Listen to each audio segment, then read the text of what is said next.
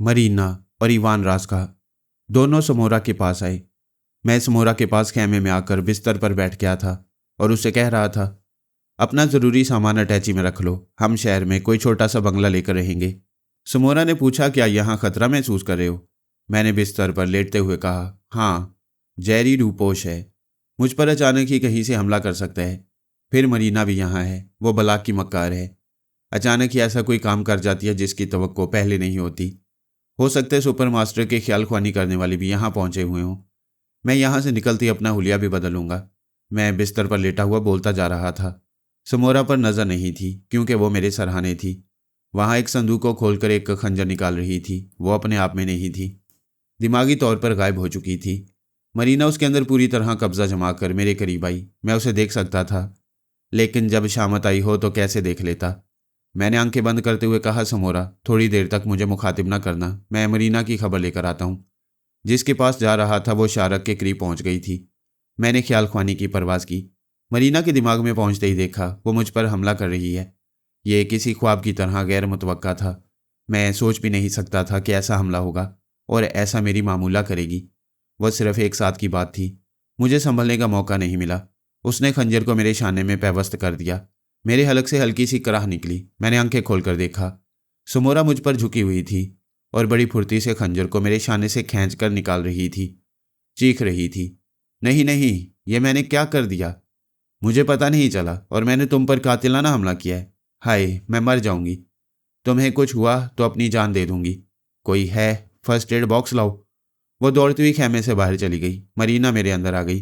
फातिहाना अंदाज में कहकहा लगाकर बोली, फरहाद, दुनिया के सबसे बड़े शहज़ोर, मुकद्दर को अपनी मुट्ठी में रखने वाले, आज से तुम्हारा नाकाबिले तस्खीर दिमाग मेरी चुटकी में रहा करेगा।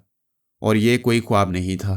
पिछली बार मैंने झूठ मूठ गोली खाकर जख्मी होने का ड्रामा करके रॉकी हडसन को उल्लू बनाया था, लेकिन ये कोई ड्रामा नहीं था। मैं सचमुच मरीना के चुंगल में फंस गया। खंजर का जख्म इतना गहरा था कि मैं ख्याल ख्वानी भी नहीं कर सकता था, वरना सलमान और लैला को मदद के लिए बुला लेता। पता नहीं सोनिया ने कब कहा था, मगर कभी कहा था। उन लम्हात में याद आया, आह, उसने कहा था, फरहाद, तुम्हें मौत नहीं मारेगी, जब भी मारेगी कोई औरत ही मारेगी। गुब्बारे में उसकी गुंजाइश से ज़्यादा हवा भरी जाए तो वह फट जाता है। इंसान को उसकी औकात से ज़्यादा खुशियाँ मिलें तो वह होशो हवास से बेगाना हो जाता है, हंसते हंसते पागल हो जाता है और पागलपन में भी हंसता चला जाता है। यही हाल मरीना का था। वो फरहाद अली तैमूर के दिमाग पर हुकूमत करने वाली मलका आलिया बन गई थी। इतनी बड़ी कामयाबी आज तक किसी को नसीब नहीं हुई, इसलिए मुसरतों की शिद्दत से उछल रही थी, नाच रही थी, गा रही थी, कहके लगा रही थी। मेरे दिमाग में बोलती जा रही थी, मेरे गुलाम, मेरे कमरे में पॉप म्यूजिक गूंज रहा है, मैं झूम झूम कर रक्स कर रही हूँ। तू मुझे देख नहीं सकता, मगर अपने अंदर मेरे कहके सुन रहा है।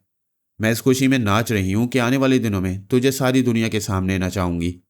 कोई और होती तो नाचते गाते हंसते हंसते निढाल होकर गिर पड़ती, लेकिन वो थकना और गिरना नहीं जानती थी, क्योंकि वो आत्मा शक्ति वाली योगा की महारत रखती थी।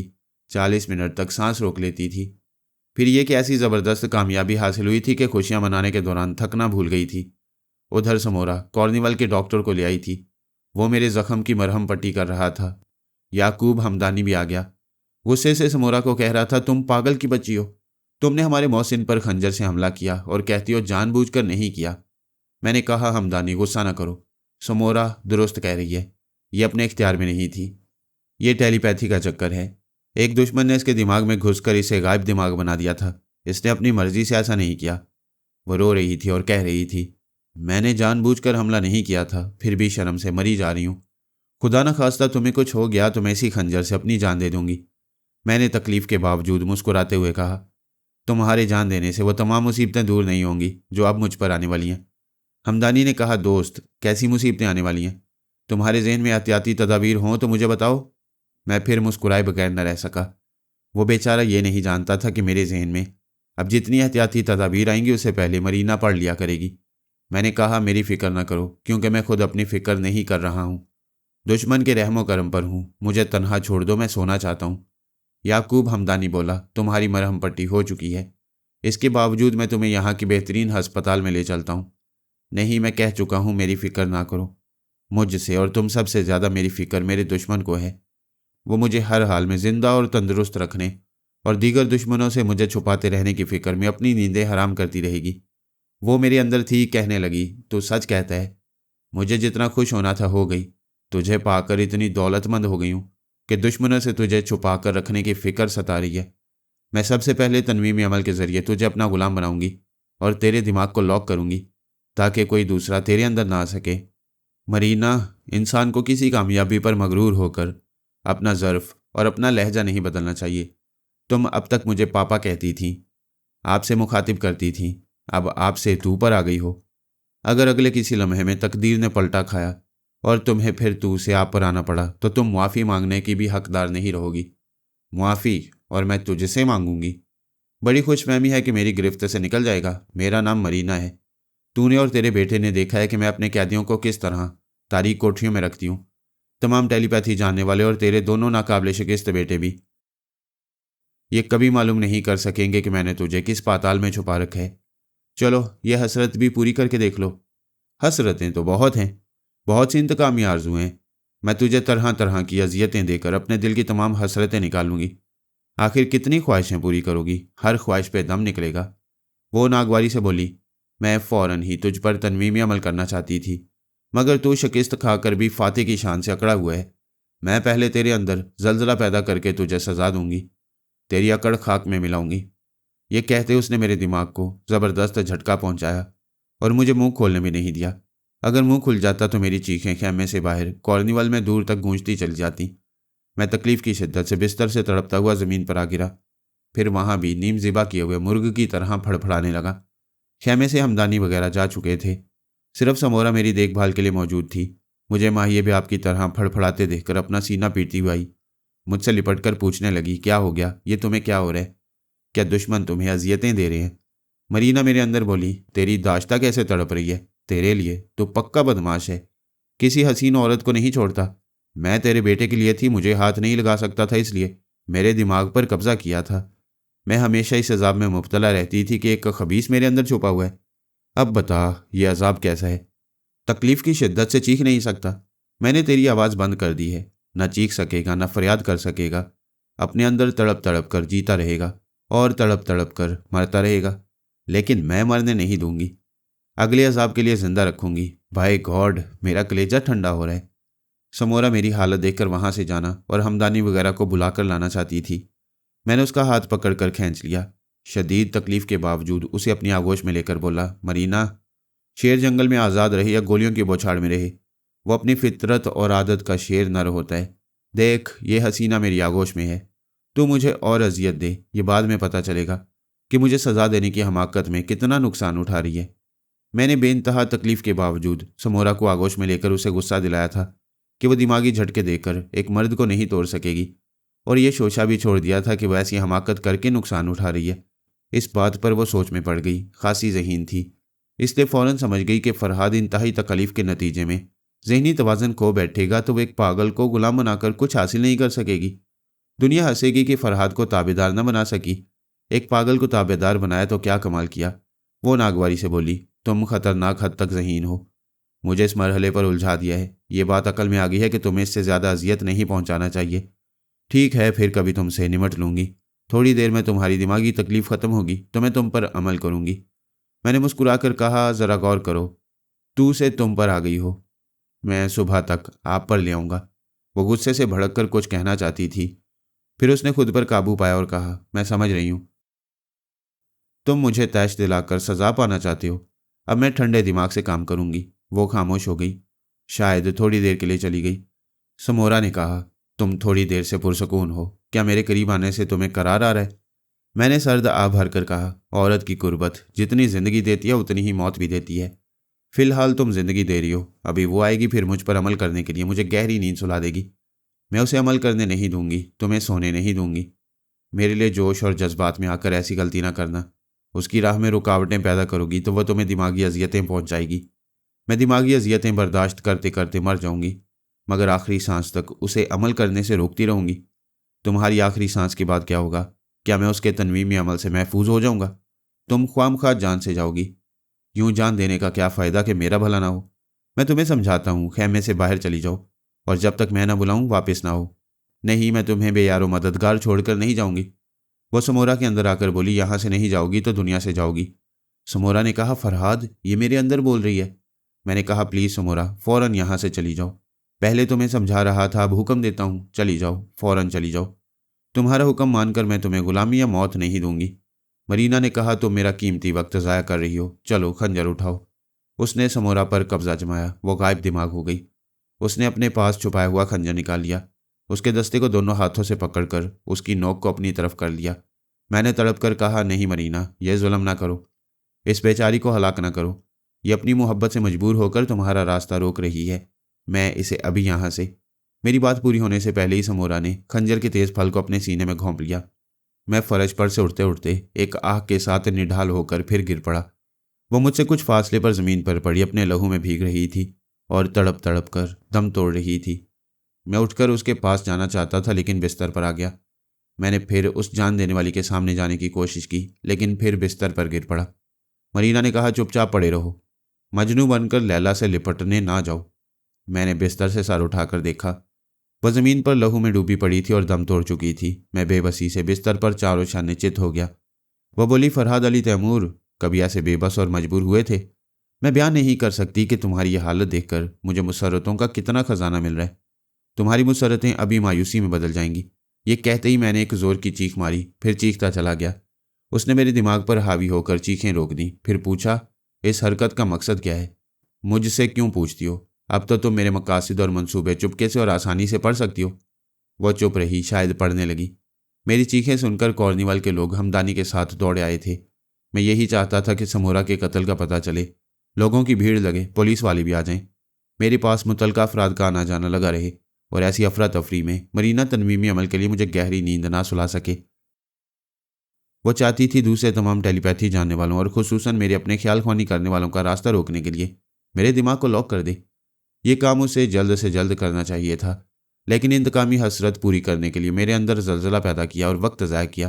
फिर समोरा को कत्ल करते वक्त नहीं सोचा कि यह कत्ल तनवीमी अमल में रुकावटें पैदा करेगा। वो इस कत्ल को थोड़ी देर छुपा सकती थी, मुझे वहां से जबरन दूसरी जगह ले जा सकती थी, लेकिन इस राजदारी का पहले ही मैंने चीख चीख कर भेद खोल दिया। वहां कुछ लोग कह रहे थे कि मैंने समोरा के सीने में खंजर घोंपकर उसे कत्ल किया है। क्योंकि समोरा ने मुझे जख्मी किया था, मैंने उसी का इंतकाम लिया है। हमदानी उन्हें समझा रहा था कि ये सारी वारदातें टेलीपैथी के जरिए हो रही हैं। वो कॉर्निवाल का मालिक था, इसलिए लोग कायल होने लगे, लेकिन पुलिस वाले आ गए। यूं मामला और बढ़ गया। मरीना ने कहा, वाकई फरहाद, जहानत या मक्कारी तुम पर और तुम्हारे खानदान वालों पर ख़त्म है। मैं तुम्हें जीत चुकी हूँ, मगर किसी वक्त भी हार सकती हूँ। तुमने यहाँ तनवीमी अमल करने का चांस ख़त्म कर दिया है, लेकिन मैं जल्द से जल्द ये अमल करके रहूँगी। ये बाद में पता चला कि वो पुलिस अफसर के दिमाग में घुस गई थी। अफसर ने पूछा, मिस्टर फरहाद, क्या तुम पुलिस स्टेशन तक चलने के काबिल हो या एम्बुलेंस मंगवाई जाए? मैं उठकर बैठ गया, फिर सिपाहियों के दरमियान चलता हुआ उनकी गाड़ी में आकर बैठ गया। याकूब हमदानी ने कहा, दोस्त फरहाद, फिक्र न करना, मैं भी अपनी गाड़ी में आ रहा हूँ।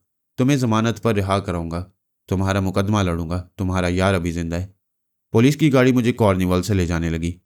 हमदानी ने अपनी गाड़ी में बैठकर उसे स्टार्ट करना चाहा, लेकिन ना कर सका।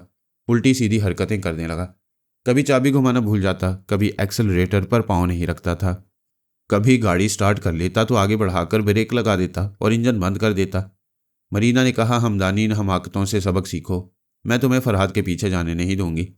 जाने की जिद करोगे तो समोरा की तरह तुम्हें भी कत्ल कर दूंगी। वह फिजा में तकने लगा। इतनी देर में पुलिस वालों की गाड़ियां कई मील दूर निकल गई थीं। अफसर ने एक जगह गाड़ियां रुकवा दी। अपने मातहत अफसर से बोला, तुम समोरा की लाश को थाने ले जाकर केस की एंट्री करो, फिर इसे पोस्टमार्टम के लिए अस्पताल पहुंचाओ। मैं फरहाद को ले जा रहा हूं, इसके जख्म की मेडिकल रिपोर्ट लेकर आऊँगा। Go and carry on my order. अफसर ने अपनी गाड़ी से सिपाहियों को भी उतार दिया, फिर मुझे अगली सीट पर बिठाकर वहां से ले चला। आगे जाकर मरीना ने उसकी जुबान से कहा, देखा फरहाद, तुम्हें मक्खन के बाल की तरह निकाल रही हूँ। यह अफसर बिल्कुल गायब दिमाग है, ये तुम्हें मेरे खुफिया ठिकाने पर छोड़कर जाएगा, फिर इसे याद नहीं रहेगा कि ये तुम्हें कहाँ फेंक कर आया है। वो गाड़ी कई घंटे तक चलती रही। हम फरगाना की तरफ आए थे। फरगाना से 100 किलोमीटर दूर फ्रॉड पादरी आंद्रियो का एक खुफिया अड्डा था। आंद्रियो और उसके तमाम साथी मरीना के गुलाम थे। अफसर ने मुझे उस अड्डे में पहुंचाकर आंद्रियो से कहा, मैं इस अफसर के अंदर तुम्हारी मादाम मरीना बोल रही हूँ। मेरे इस शिकार को बिस्तर पर आराम से लिटाओ, मगर बांध कर रखो, मैं अभी आती हूँ। उन्होंने मुझे पकड़कर एक बिस्तर पर बांध दिया। वहाँ सिर्फ 4 अफराद थे। मैं जख्मी होने के बावजूद जोरे बाजू से और हिकमत अमली से उन पर गालिब आ सकता था। लेकिन ये जानता था कि वो मुझे मुकाबला नहीं करने देगी और मेरे अंदर आकर कमज़ोर बनाती रहेगी। जब उन्होंने मुझे बांध दिया तो वो मुतमईन होकर अफसर को वहाँ से ले गई। उसे फरगाना और ताशकंद के दरमियानी रास्ते पर लाकर एक गहरी खाई में गाड़ी समेत गिरा दिया। वो मुझे गुलाम बनाने के लिए पागल हो रही थी, बेगुनाह अफराद को हलाक करती जा रही थी। उसने आंद्रियो के पास आकर कहा, इस कमरे से बाहर जाओ, दरवाजे को बाहर से बंद रखो, जब तक मेरा हुक्म ना हो दरवाज़ा न खोलो और ना ही अंदर आओ। कमरे के तरफ खामोशी रहे, जाओ। आंद्रियो ने अपने साथियों के साथ बाहर जाकर दरवाजे को बंद कर दिया। मरीना ने कहा, फरहाद बहुत चालाकियां दिखा ली, यहाँ तुम्हारी कोई मक्कारी नहीं चलेगी। देखो कितनी खामोशी और सुकून है, तनवीमी अमल के लिए माहौल साजगार है। आओ अपना ज़हन मेरे हवाले कर दो। मैं बिस्तर पर चुपचाप पड़ा रहा। वो बोली, तुम्हारी खामोशी कुछ मायने रखती है। क्या मैं चोर ख्यालात पढ़ूं? पढ़ोगी तो यही मालूम होगा कि मुझे तुम्हारे तनवीमी अमल पर यकीन नहीं है। मुझे अपना ताबेदार नहीं बना सकोगी। क्या तुम्हारे लिए कहीं से मदद पहुंचने वाली है? मैंने सोच लिया है कि तुम्हारे ख्याल ख्वानी करने वालों में से किसी ने यहाँ आकर तनवीमी अमल में रुकावट पैदा की तो मैं नाकामी बर्दाश्त नहीं करूँगी। तुम्हारा दिमागी तवाज़न बिगाड़ दूंगी। इत्मीनान रखो, मैं अपने ख्याल ख्वानी करने वालों को मना कर दूंगा, वो वापस चले जाएंगे। इसके बाद भी तुम नाकाम रहोगी। बकवास कर रहे हो और मेरा वक्त ज़ाया कर रहे हो। तुमने कॉर्निवल में मेरी बातों को बकवास समझकर 2 गलतियां की, जिसके नतीजे में अब तक मुझ पर अमल न कर सकी। मैं ठीक 1 मिनट बाद अमल शुरू कर दूंगी, तुम्हें सुला दूंगी। इससे पहले बताना चाहो तो बताओ कि तुम्हें मेरी नाकामी का यकीन क्यों है? मैंने कहा, इस वक्त यहाँ शाम का अंधेरा फैल रहा है। मुझे पेरिस के वक्त के मुताबिक फजर की अजान से पहले सोनिया के पास जाना है और अपने होने वाले बच्चे को अजान सुनाना है। वह खिलखिलाकर हंसने लगी। मैंने चंद सेकंड तक उसकी हंसी सुनी, फिर कहा, तुम 1 मिनट बाद अमल शुरू करने वाली थी, वो 1 मिनट तुमने हंसी में ज़ाया कर दिया। वो सोच की लहरों से मेरे दिमाग को थपकने लगी, मुझे सुलाने लगी। अगले 1 मिनट के अंदर मैं गहरी नींद में डूब गया। फिर उसने तनवीमी अमल के तरीक़ेकार के मुताबिक मुझे अपना मामूल बना लिया। इसके बाद उसने कहा, मैं हुक्म देती हूँ, तुम्हारा दिमाग हसास रहेगा। तुम कमज़ोरी के बावजूद सोच की लहरों को महसूस करोगे और सांस रोककर उन्हें दिमाग से निकाल दिया करोगे। मैंने वादा किया कि ऐसा ही करूँगा। फिर उसने कहा, सिर्फ मेरी सोच की लहरों को महसूस नहीं करोगे, मेरे खिलाफ कभी नहीं सोचोगे और मेरे हर जायज़ व नाजायज़ हुक्म की तामील करते रहोगे। मैंने एक मामूल की हैसियत से तमाम अहकामात की तामील करने का वादा किया। फिर वो बोली, तुम अपने सगे और खून के रिश्तों को भूल जाओगे। सोनिया, पारस और अली तैमूर को जानी दुश्मन समझकर यके बाद दीगरे कत्ल करोगे। मैंने खून के रिश्तों को पहचानने से इनकार किया और उन तीनों को कत्ल करने का अहद भी किया। उसने पूछा, क्या तुमने मुझसे निजात हासिल करने के लिए किसी को मदद के लिए दिमाग में बुलाया है या कोई चाल चली है? मैंने सलमान को बुलाने के लिए ख्याल ख्वानी की परवाज़ की थी, लेकिन दिमागी कमज़ोरी के बायस रब्ता न कर सका। मैं तुमसे निजात हासिल करने के लिए कोई चाल नहीं चल रहा हूँ। अगर कोई फ्रॉड नहीं कर रहे हो तो यकीन से कैसे कहते हो कि सुबह नमाज से पहले सोनिया के पास जाओगे? मैंने किसी मंसूबे के बगैर अपने ईमान और यकीन से ऐसा कहा है। इस पुख्ता ईमान का भरम अल्लाह रखेगा। मरीना ने और कई सवालात किए, फिर आखिर में कहा, तुम पेरिस के वक्त के मुताबिक सुबह 7 बजे तक सोते रहोगे। उससे पहले तुम सोनिया के पास जाने और अजान सुनाने के लिए बेदार नहीं हो सकोगे। उसने तमाम अहकामात मेरे जहन में नक्श करने के बाद मुझे तनवीमी नींद सोने के लिए छोड़ दिया। इस दौरान मुझे यूं लग रहा था जैसे मुझ पर ख्वाबीदा हालत में अमल नहीं किया गया था। मैं जाग रहा था, लेकिन बेदारी का एहसास न था और ना ही मरीना को था। अलबत्ता यह हुआ कि उसने तनवीमी नींद सोने के लिए कहा तो मैं बेखबर सो गया। ये बाद में पता चला कि वो फिर आधे घंटे के बाद आई थी। यह इत्मीनान किया था कि मेरे दिमाग में कोई छुपा हुआ तो नहीं और ये कि मैं गहरी नींद सो रहा हूँ। उसे अपनी कामयाबी का पूरी तरह यकीन नहीं आ रहा था। मेरी ये बात चुप रही थी कि मैं सुबह दिमागी कमज़ोरी के बावजूद ख्याल ख्वानी की परवाज़ करूँगा और अपने होने वाले बच्चे को अजान सुनाने सोनिया के पास जाऊँगा। ये बज़ाहिर बचकाना बात थी। ये सुनते ही मरीना ने पहली बार कहका लगाया। यूं मजाक उड़ाने का सबब यह था कि मैं कोई अल्लाह वाला नहीं था कि दिमागी कमज़ोरी के बावजूद ख्याल ख्वानी की परवाज़ का मोजिज़ा दिखाता। और ये मादा परस्त लोगों के लिए इंतहाई मज़का खेज़ बात थी कि पेट के बच्चे को अजान सुनाई जा रही है। बाद में मरीना के अंदर यह हकीकत गर्दिश करने लगी कि यह बचकाना अमल नहीं है, साइंस और रूहानियत का मुश्तरका अमल है। मैं रूहानी तस्कीन के लिए सोनिया के अंदर पहुँच कर अजान सुनाता हूँ। नफ्सियाती हकीकत यह है कि एक औरत हमल के पहले दिन से ज़चगी के दिन तक अपने हालात और अपने माहौल से जिस्मानी और जहनी तौर पर जो तासुरात कबूल करती है वह असरात बच्चा कबूल करता रहता है। वह सोच रही थी। फरहाद और सोनिया की अक्सर बातें और हरकतें वक्त गुजरने के बाद समझ में आती हैं। ऐसा न हो कि पानी मेरे सर से गुजर जाए, तब मालूम हो कि सुबह हो चुकी है और फरहाद सोनिया के पास जाकर वापस आ चुका है। वह फिर अपना शुबा दूर करने के लिए मेरे दिमाग में आई। मैं बदस्तूर घोड़े बेचकर सो रहा था और ख्वाब खरगोश देख रहा था। खरगोश किसी जगह सिर्फ अपना मुंह छुपा लेता है तो समझता है कि पूरी तरह दुनिया की नज़रों से छुप गया है। मरीना मुझे तनवीमी अमल के पर्दे में छुपाकर समझ रही थी कि मुझे तमाम ख्याल ख्वानी करने वालों की दस्तरस से दूर कर दिया है। वह दूसरी बार भी मुतमईन होकर चली गई। आधी रात के बाद मुझे मर्दाना आवाज़ में हंसी सुनाई दी। फिर किसी ने मुखातिब किया, हेलो फरहाद, कैसे हो? आवाज़ जानी पहचानी थी, लेकिन मैं ख्वाब में समझ ना पाया। वो बोल रहा था, भाई बालिश्तबार की मरीना ने तो टेलीपैथी की दुनिया का सबसे हैरत अंगेज़ और यादगार रहने वाला कारनामा अंजाम दिया है। शेर को चूहा बना दिया है। वो हंसने लगा। हंसते हंसते कहने लगा, तुमसे टकराना तो दूर की बात है, हम तुम्हारा नाम सुनकर कान पकड़ते थे और तौबा करते थे। आज तुम ऐसे पड़े हो जैसे तुम्हारे अंदर से सारा खून निचोड़ लिया गया हो। वो ज़रा चुप हुआ, फिर बोला, हाँ, मैं तुम्हारे ख्यालात पढ़ता जा रहा हूँ। तुम नींद में मेरी आवाज़ नहीं पहचान रहे हो। भाई मैं लंबोडा हूँ, तुम्हारा प्यारा जॉन लंबोडा। वो कहका लगाकर बोला। अगर मौत का फरिश्ता मुझसे आखिरी सांसों में पूछता कि बोलो आखिरी ख्वाहिश क्या है, तो मैं उससे तुम्हारा सर मांगता। देखो मेरी खुशकिस्मती, मैं आखिरी सांस नहीं गिन रहा हूँ, मगर तुम्हारा सर मुझे मिल गया है। मैं कितने आराम से इस सर में घुसकर बदमाशी कर रहा हूँ। बोलो इस धरती के सूरमा, क्या मुझे यहाँ से निकाल सकते हो? अब मैं समझ रहा था, एक गई थी दूसरा आया था। सवाल पैदा हुआ कैसे आ गया, जबकि वो मेरे दिमाग को लॉक कर चुकी थी। जवाब पुराना था। ऐसा हम भी दूसरों के दिमागों में कर चुके हैं। किसी के दिमाग में छुपकर किसी के तनवीमी अमल को नाकाम बनाते रहे। लेकिन वह लंबोडा कैसे आ गया था? मरीना ने तो बड़ी राजदारी से काम किया था। किसी दुश्मन को मेरी असीरी की खबर नहीं होने दी थी। लंबोडा ने हंसते हुए कहा, मैं बताता हूँ। एक याद रखने वाली बात यह है कि जो जितना ज़्यादा अक्लमंद होता है वो उतनी ही बड़ी गलती करता है और समझता है कि अक्लमंद से कभी गलती नहीं होती। तुमने ये गलती की कि समोरा से कॉर्निवल जैसी खुली जगह में दोस्ती की और मरीना के लिए उसे एक जरिया बना दिया। मैंने कहा, तुम अपनी बात बताओ। मेरी बात यह है कि मैंने मरीना की गलती से फ़ायदा उठाया। मैं बहुत ज़्यादा अक्लमंद नहीं हूँ और इतना अहमक भी नहीं हूँ कि बीजी थरमाल जैसे गलतियाँ करने वाले को अपना दामाद बनाऊँ। दामाद इसलिए बनाया कि वो मेरी बेटी को पसंद है। तुम उस अहमक से एक बार फ़ायदा उठाकर मेरे दिमाग में घुस आए थे। तब मैंने सोचा कि किसी दिन मैं भी अपने अहमक दामाद से ऐसा ही कोई बड़ा फ़ायदा उठा सकता हूँ। फिर मैंने एक रोज़ अपने दामाद के चोर ख्यालात पढ़ने की कोशिश की तो पता चला कि वो सांस रोक लेता है, जबकि वो ऐसा नहीं करता। मैंने धोखे से उसे कमज़ोरी में मुब्तला किया। उसके ख्यालात पढ़े तो मालूम हुआ मरीना उसे अपना मामूल और ताबेदार बना चुकी है। फिर मैंने मरीना के अमल का तोड़ करके अपने तौर पर उसे अपना मामूल और ताबेदार बनाया।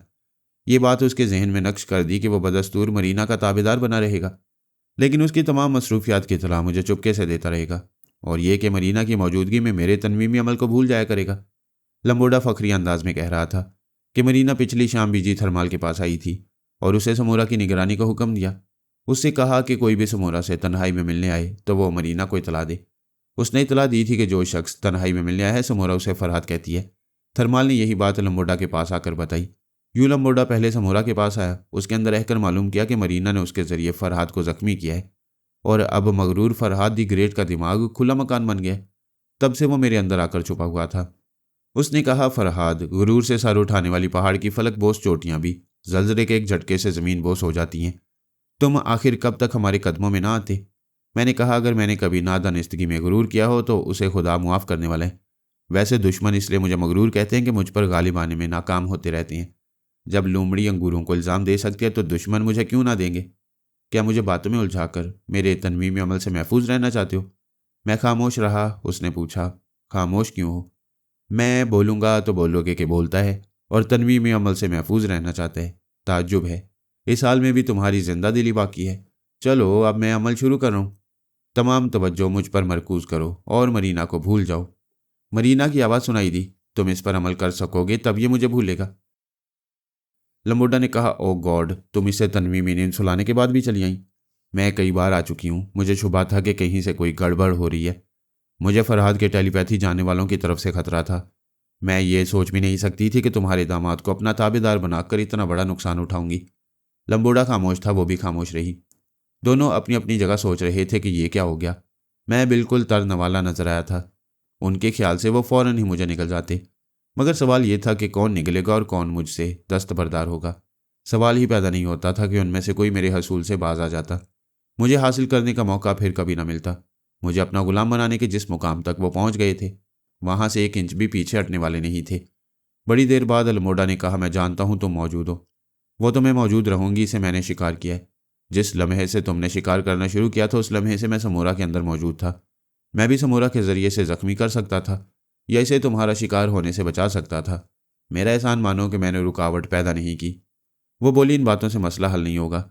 अगर इसके ख्याल ख्वानी करने वाले आ जाएंगे तो हम में से कोई इसे अपना ताबेदार नहीं बना सकेगा। वह बोला, हमें 5 मिनट के अंदर फैसला करना चाहिए कि हम में से कौन इसे अपना मामूल और ताबेदार बनाएगा। इन 5 मिनटों में बाजी पलट सकती है। एक लम्हा भी ज़ाया ना करो। ये तय है कि ना तुम बाज आओगे ना मैं इसे छोड़ूंगी। फिलहाल यही एक रास्ता है कि हम दोनों इस पर तनवीमी अमल करें और जल्द से जल्द इसके दिमाग को लॉक कर दें। इसका कोई फैमिली मेम्बर किसी वक्त भी आ सकता है। ठीक है, पहले मैं अमल शुरू करता हूँ। नहीं, पहले मैं शुरू करूँगी। पहले मैं और पहले मैं की तकरार होती रही तो ये शेर हाथ से निकल जाएगा। वो चौंक कर बोली, ओ गॉड, ये कह रहा था कि पेरिस के वक्त के मुताबिक ये ख्याल ख्वानी के जरिए सोनिया के पास जाएगा और अपने होने वाले बच्चे को आज़ान सुनाएगा। लमोडा ने कहा, जब ये तुमसे कह रहा था तब मैं मौजूद था। ये सब कुछ मैंने सुना है। तुमने बेयकीनी से कहका लगाया था जबकि ये ऐसा कर सकता है। वह हैरानी से बोली, क्या तुम्हें ऐसी बेतुकी बात का यकीन है? मरीना, तुम इतनी बड़ी कामयाबी हासिल करके खुशियों की भीड़ में बहुत कुछ भूल रही हो। अभी चंद घंटे पहले हम बारबरा निक्सन के दिमाग में थे। वो ऑपरेशन के बाद इतनी कमज़ोर हो गई थी कि न योगा का मुजाहरा कर सकती थी और ना ही ख्याल ख्वानी के काबिल रही थी। लेकिन अचानक ही उसने सांस रोककर हम सबको अपने दिमाग से निकाल दिया। मरीना ने कहा, वाकई ये तो मैं भूल ही गई थी। बारबरा ने इंतहाई कमज़ोरी के बावजूद ख्याल ख्वानी की थी और डॉक्टर के दिमाग में पहुंचकर कहा था कि वह तन्हाई चाहती है, लिहाजा कोई उसके कमरे में ना आए। जब यह वाक़या हुआ था तब लम्बोडा, मरीना, लैला और जेरी सब के सब बारबरा के दिमाग में थे और एक साथ सभी उसके अंदर से निकल आए थे। अगर उनके साथ ऐसा ना होता तो वो कभी यकीन न करते कि एक बहुत बड़े ऑपरेशन से गुजरने वाली ने इंतहाई कमज़ोरी के बावजूद सांस रोकी है और ख्याल ख्वानी का मुजाहरा किया है। इस वाक़े के पेश नज़र लम्बोडा ने कहा, अब सोचो मरीना, अगर बारबरा इंतहाई कमज़ोरी के बावजूद ख्याल ख्वानी कर सकती है तो फरहाद भी सोच के ज़रिए सोनिया के पास पहुंच सकते हैं। हम वक्त ज़ाया कर रहे हैं। हाँ, हम फ़ौरन अमल करेंगे। हम दोनों इसे गहरी नींद सुलाते वक्त अपनी अपनी आवाज़ें सुनाते रहेंगे। इसके अंदर एक बार मैं बोलूँगी, दूसरी बार तुम बोलोगे। ये हम दोनों की आवाज़ से सहरज़दा होकर हमारा मामूल बन जाएगा। वो बोला, ऐसा तनवीमी अमल आज तक किसी ने नहीं किया, मगर हम करेंगे। ज़रा अकल से सोचो। ऐसा मुमकिन नहीं है कि एक शख्स बैक वक्त 2 अमलों का मामूल बन जाए। एक वक्त में एक ही का सहर तारी हो सकता है हमारा यह तजुर्बा कामयाब रहे और नाकामी हुई तो फिर एक बार सारी दुनिया तस्लीम कर लेगी कि फरहाद कभी हिकमत अमली से और कभी मुकद्दर से बच निकलता है। इसके टेलीपैथी जाने वाले से बचाने आ जाएंगे। फॉर गॉड सेक मेरी बात मान लो, मुझे इस पर तनवीमी अमल करने दो। तुम ख्वामखा जिद कर रही हो, खुद को अपने मुल्क का वफादार कहती हो। मैं मुल्क की बेहतरी की खातिर इसे अपना मामूल बनाना चाहता हूँ और तुम रुकावटें पैदा कर रही हो। तुम और सुपर मास्टर गवाह हो कि मैंने अपने मुल्क को कभी नुकसान नहीं पहुंचाया। मैं फरहाद को ताबेदार बनाकर तुम ही लोगों को फ़ायदा पहुंचाऊंगी। क्या तुम मुझे नादान बच्चा समझती हो? नहीं, ये तो तुम मुझे समझ रहे हो। बात समझ में आ गई है। हमारे झगड़े से यकीनन फरहाद को फ़ायदा पहुंचेगा। हम में से कोई इसे ताबेदार नहीं बना सकेगा। मैं कसम खा चुकी हूँ, इसे अपना महकूम ना बना सकी तो मार डालूंगी। उसने एक मातियत के अंदर आकर कहा, दरवाज़ा खोलकर अंदर जाओ और उस कैदी को जहाँ बांध कर लेटा है उस बिस्तर के नीचे रिमोट कंट्रोल बॉम्ब रखकर बाहर आ जाओ। मैं जब भी तुम्हें हुक्म दूँ कंट्रोलर का बटन पुश कर देना। मातियत आंद्रियो ने हुक्म की तामील की, दरवाज़ा खोलकर अंदर आया। स्टोर रूम से जाकर एक रिमोट कंट्रोलर और बॉम्ब ले आया। कंट्रोलर और बॉम्ब के एडजस्टमेंट को चेक करने के बाद उसने बॉम्ब को बिस्तर के नीचे रख दिया।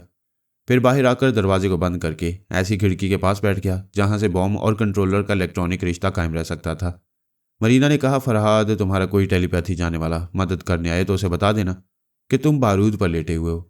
अगर वह फ़ौरन तुम्हारे दिमाग से ना गए तो बचाव के इकदामात से पहले ही तुम्हारे चीथड़े उड़ा दिए जाएंगे। फिर वो बोली, और लम्बोडा, तुम भी सुन लो।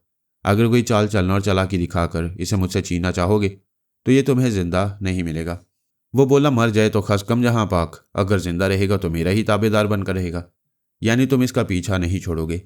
तुमने इसके नीचे बॉम्ब रखकर यह समझ लिया कि मैं इसकी मौत का यकीन करके चला जाऊंगा और तुम अपना उल्लू सीधा कर लोगी। तुम अपनी चालाकी दिखाओ, मैं अपनी दिखाऊंगा। वो परेशान होकर बोली, फॉर गॉड सेक कोई समझौता करो। ये हाथ से निकल जाएगा तो हम दोनों पछताते रह जाएंगे। मरीना, तुम अकेले ही कुछ कम मुसीबत नहीं हो। फरहाद को ताबेदार बनाकर तो तुम क़यामत बन जाओगी। तुम मनफी अंदाज में सोच रहे हो। ये क्यों नहीं सोचते कि मैं अमरीकी हुकूमत और अमरीकी कौम की भलाई के लिए? बकवास मत करो। तुम्हें हमारे मुल्क और हमारी कौम की भलाई का ज़रा भी ख्याल होता तो यूं मुल्क छोड़कर ना जाती। तुमने बरसों बाहर रहकर इस मुल्क के लिए क्या काम किया है? कौम को क्या फ़ायदा पहुंचा है? पहले फरहाद रुकावटें पैदा कर रहा था, अब ये काबू में रहेगा तो मैं सिर्फ अपने वतन के लिए काम करती रहूंगी। मरीना, अपनी बकवास में वक्त ज़ाया कर रही हो। घड़ी देखो और हिसाब करो। पेरिस के वक्त के मुताबिक सुबह होने में सिर्फ 5 घंटे रह गए हैं और ये अंदेशा अपनी जगह कायम है कि सुबह की नमाज के वक्त सोनिया के पास जा सकता है। फिर कोई ऐसा मौजज़ा हो सकता है जैसा बारबरा के साथ हुआ था। वो परेशान होकर सोचने लगी। लंबोड़ा बोला, कल से काम लो, इससे पहले कि फरहाद को भी मौज़ाती तौर पर तवानाई और ख्याल ख्वानी की कुव्वत मिले। इसके दिमाग को लॉक करने दो। यही तो कह रही हूँ, मुझे लॉक करने दो, तुम जाओ। ये साबित हो गया कि तुम्हें मुल्क और कौम से मोहब्बत नहीं है, तुम खुदगर्ज हो। हाँ, मैं खुदगर्ज हूँ। पहले अपनी कुव्वत, अपना इक़्तिदार, अपना तहफ़्फ़ुज़ देखती हूँ। औरत को अपना बदन और अपनी आबरू सबसे ज़्यादा अजीज़ होती है। मैंने ये भी पारस को देकर इससे और उसके बाप से वफ़ा नहीं की। अपने मुल्क से सिर्फ उसी हद तक वफ़ा करूँगी जिस हद तक मेरे अगराज़ व मकासद को नुकसान न पहुँचे। मैं नुकसान उठाने और तुम लोगों से कमतर बनकर रहने के लिए पैदा नहीं हुई हूँ।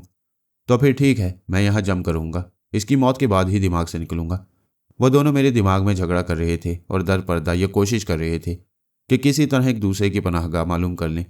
उनमें से कोई किसी को जख्मी करने या मार डालने में कामयाब हो जाता तो फिर तनहा मुझे अपना महकूम बना लेता। जॉन लंबोड़ा के कई जासूस उज़्बेकिस्तान के मुख्तलिफ शहरों में थे।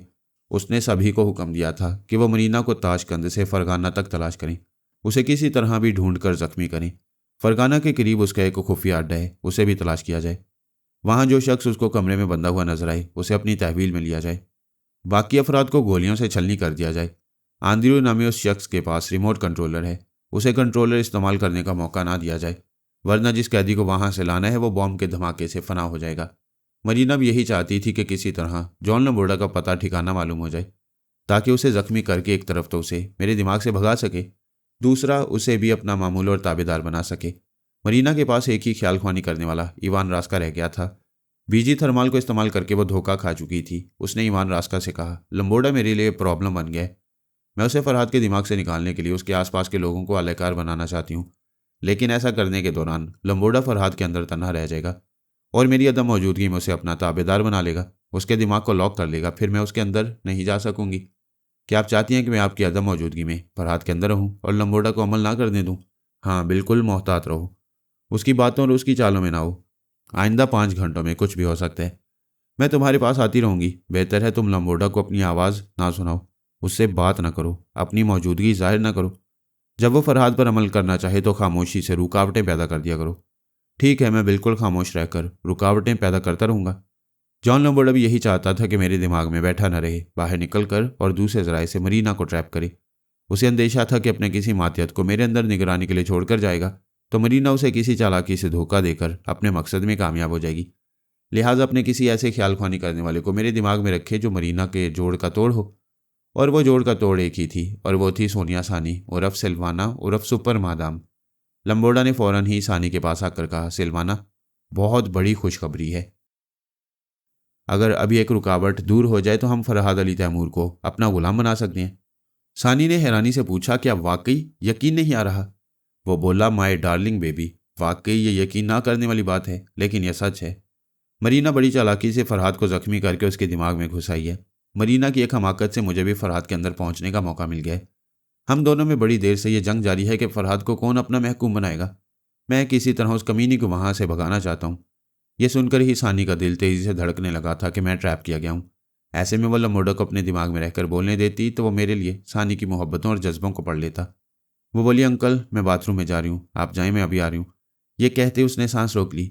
फिर अली के दिमाग में आकर बोली, तुम कहाँ हो? फौरन मेरे पास आओ। अभी लंबोड़ा ने बताया है कि मरीना ने पापा को जख्मी करके उनके दिमाग पर कब्जा जमा लिया है। तुम यहाँ आओ, मैं डैडी के पास जा रही हूँ।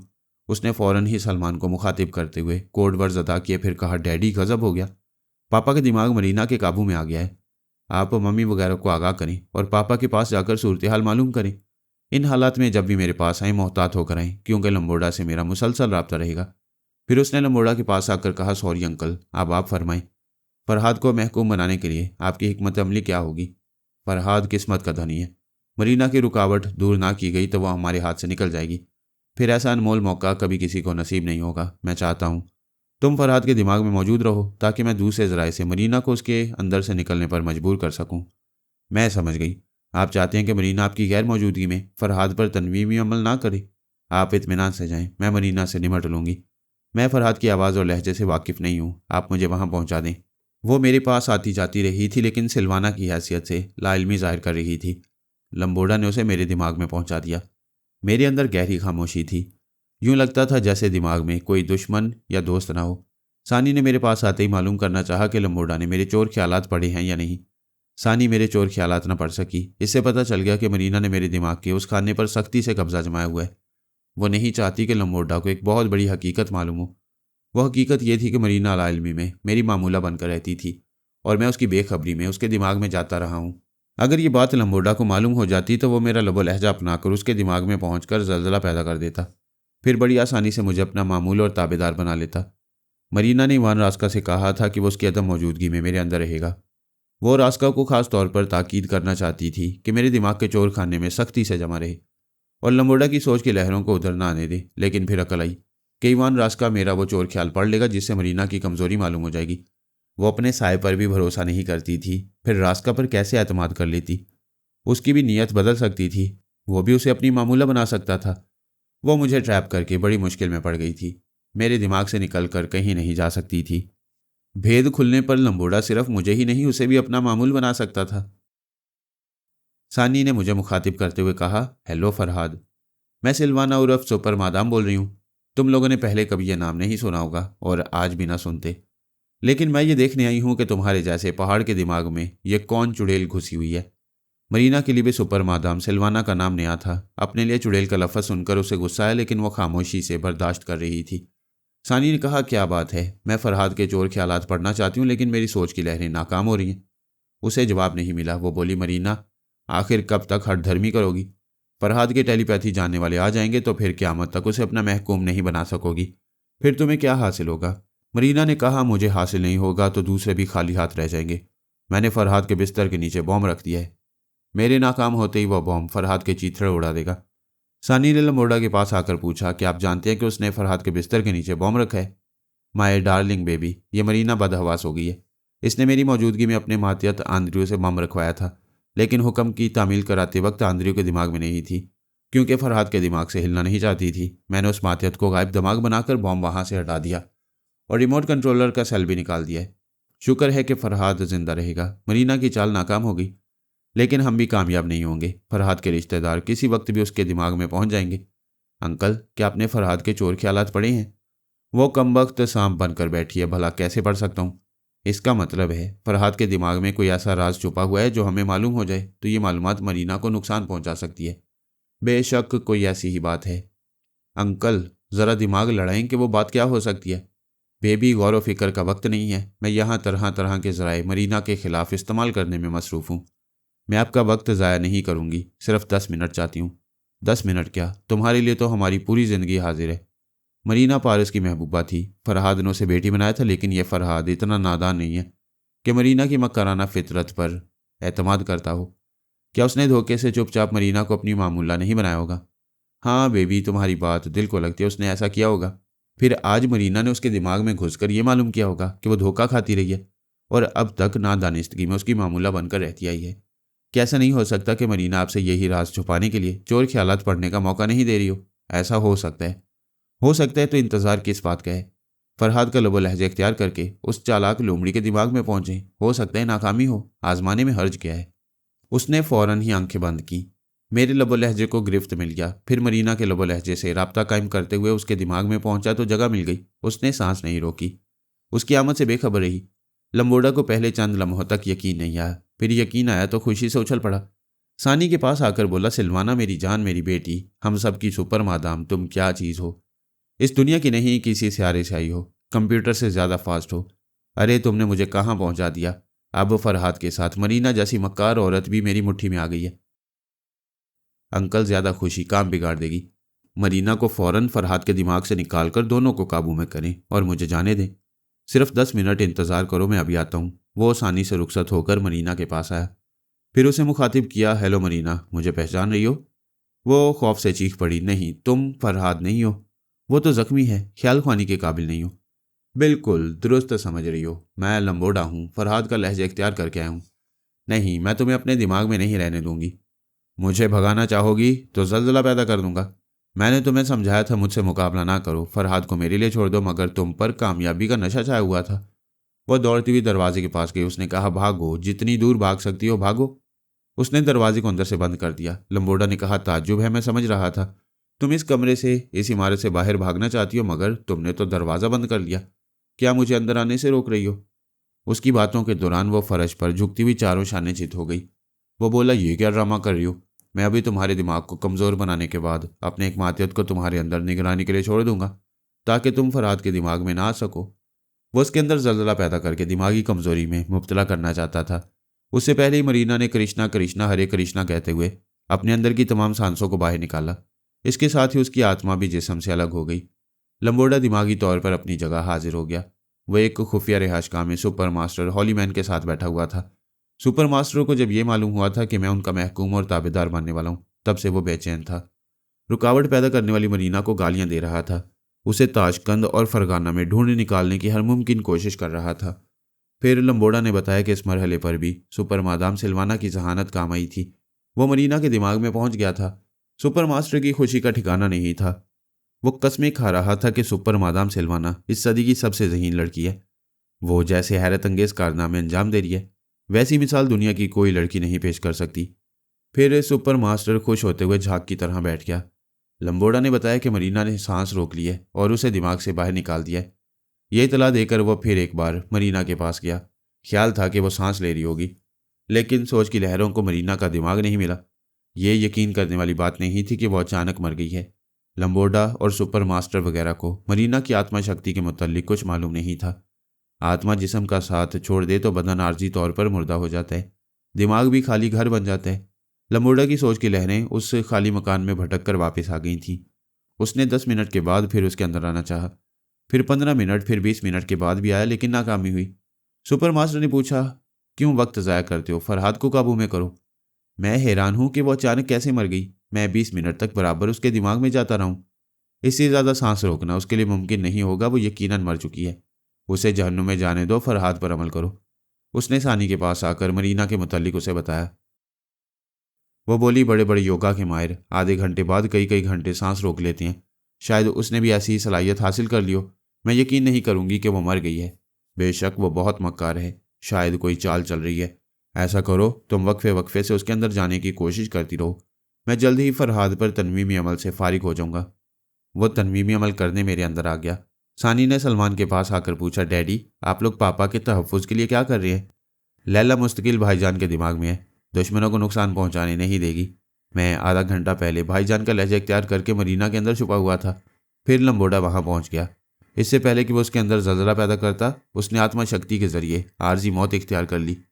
सानी ने हैरानी से पूछा, आत्मा शक्ति? हाँ, उसने तिब्बत के एक बहुत बड़े लामा के पास रहकर कठिन तपस्या के बाद ये शक्ति हासिल की है।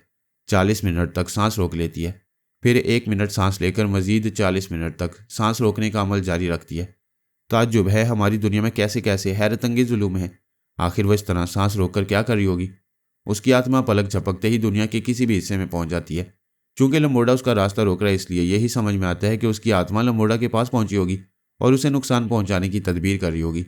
लेकिन आत्मा तो गैर मरई होती है, ना उसे कोई देख सकता है और छू सकता है, और ना किसी को वो छू सकती है। भाईजान ने हमें बताया कि वो सिर्फ देख सकती है, लेकिन किसी को छू नहीं सकती, किसी की आवाज़ सुन नहीं सकती, और ना किसी को अपनी आवाज़ सुना सकती है। फिर ऐसे में वो लंबोड़ा का क्या बिगाड़ लेगी? अभी हम क्या कह सकते हैं? ये तो जानते हैं कि बहुत मक्कार है, लंबोड़ा को कामयाब नहीं होने देगी। पारस कहाँ है? समरकंद में है। अब वह फरगाना की तरफ चल पड़े, जल्दी अपने पापा के पास पहुंच जाएगा। सानी ने लैला के पास आकर कोड वर्ड्स अदा किए। लैला मेरे दिमाग में खामोश थी और लंबोड़ा की लालबी में उसके अमल को कमज़ोर बना रही थी। सानी ने कहा, अम्मी आप मरीना के लहजे में लंबोड़ा को मुखातिब करें और दोनों को एक दूसरे से लड़ाती रहें। लैला ने पूछा, कोई खास मसलियत है? हाँ, वो आत्मा शक्ति का मुजाहरा कर रही है। लंबोड़ा यह समझने से कासिर है कि वो जिंदा है या मुर्दा। वो उसके दिमाग में जाता है और भटक कर वापस आ जाता है। वो आपके जरिए उसकी आवाज़ सुनकर ही अमल छोड़कर उसके पीछे जाने पर मजबूर हो जाएगा। ठीक है, उसे थोड़ी देर के लिए यहाँ से भगाना चाहिए। लैला ने मरीना की सोच का लहजा इख्तियार किया, फिर लंबोड़ा को मुखातिब करते हुए कहा, मैं फिर आ गई हूँ। उसका तनवीमी अमल अधूरा रह गया। वो गुस्से से बोला, शैतान की बच्ची, तेरी वजह से टेलीपैथी का ये फलक बोस पहाड़ सर नहीं होगा। मैं तुझे आखिरी वार्निंग देता हूँ, मुझे अमल करने नहीं देगी तो अभी आकर तेरे दिमाग में जलजला पैदा करूंगा। तू आएगा तो मैं फिर मर जाऊंगी, जाएगा तो फिर जी जाऊंगी। सच सच बताओ, तुम क्या अमल करती हो? क्या घंटों सांस रोक लेती हो? कुछ भी समझ लो, जो अमल कर रही हो उसके नतीजे में तुम्हारी ज़िंदगी मुख्तसर हो रही है। मैं अभी तुम्हारी ज़िंदगी मुख्तसर करता हूँ। वह ख्याल ख्वानी की परवास करता हुआ मरीना की तलाश में आया, लेकिन उसे वह पुरस्रार दिमाग नहीं मिला। वो अभी तक आत्मा शक्ति के अमल से गुजर रही थी। अभी 40 मिनट पूरे नहीं हुए थे। लैला ने मरीना के लहजे में गुफ्तगू करके उसे और उलझा दिया। वो सोच रहा था, ये कैसा इल्म है, इधर मुर्दा बनी हुई है, उधर मेरे पास आकर बोल रही है। उसने मेरे दिमाग में आकर पूछा, मरीना तुम मौजूद हो? लैला ने कहा, हाँ मौजूद हूँ। उसने फ़ौरन ही मरीना के दिमाग में छलांग लगाई। ख्याल था कि उधर मरीना से बोलते बोलते उधर फ़ौरन ही दिमाग में पहुंच जाएगा, लेकिन फिर नाकामी हुई। उसके जाने के बाद 40 मिनट पूरे हुए तो मरीना की आत्मा वापस आई। उसने मेरे दिमाग में आकर सुना, लंबोड़ा कह रहा था, मेरी समझ में नहीं आता तुम क्या भला हो, इधर बोलती हो उधर मुर्दा बनकर रहती हो। मरीना ने सोचा, ये क्या बक रहा है, मैं तो अभी नहीं बोल रही थी। लेकिन उसके पास सोचने का ज़्यादा वक्त नहीं था। वह सिर्फ सांस लेने और ये मालूम करने आई थी कि मैं अभी तक उसके लिए महफूज हूँ या नहीं। मैं अभी उसकी दस्तरस में था।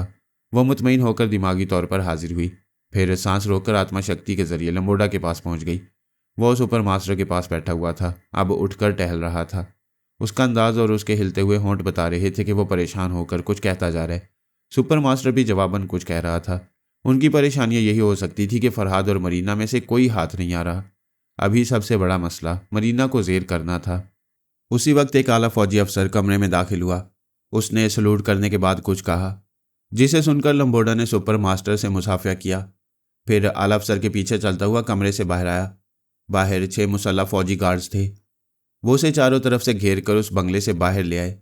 एक गार्ड ने बड़ी सी कार का दरवाज़ा खोला। लंबोड़ा इसमें बैठ गया। इस कार में पहले से फौजी अफसरान और गार्ड्स मौजूद थे। कार के आगे पीछे भी फौजी गाड़ियां थीं। फिर वो काफिला आगे चल पड़ा।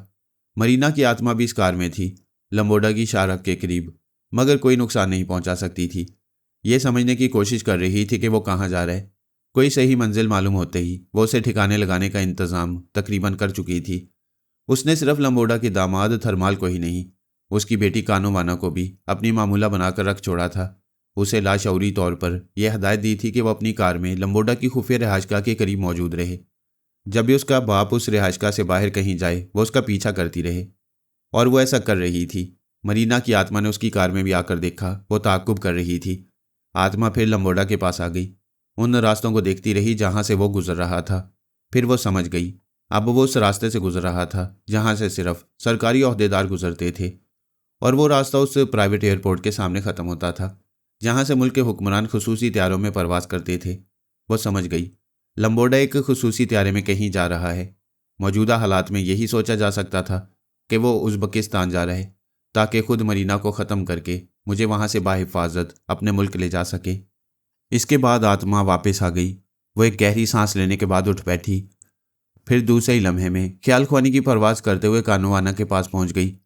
एक फौजी चौकी पर उसे रोक लिया गया। वो अपना शनाख्ती कार्ड और फौजी तरबियतगाह के कागजात दिखा रही थी।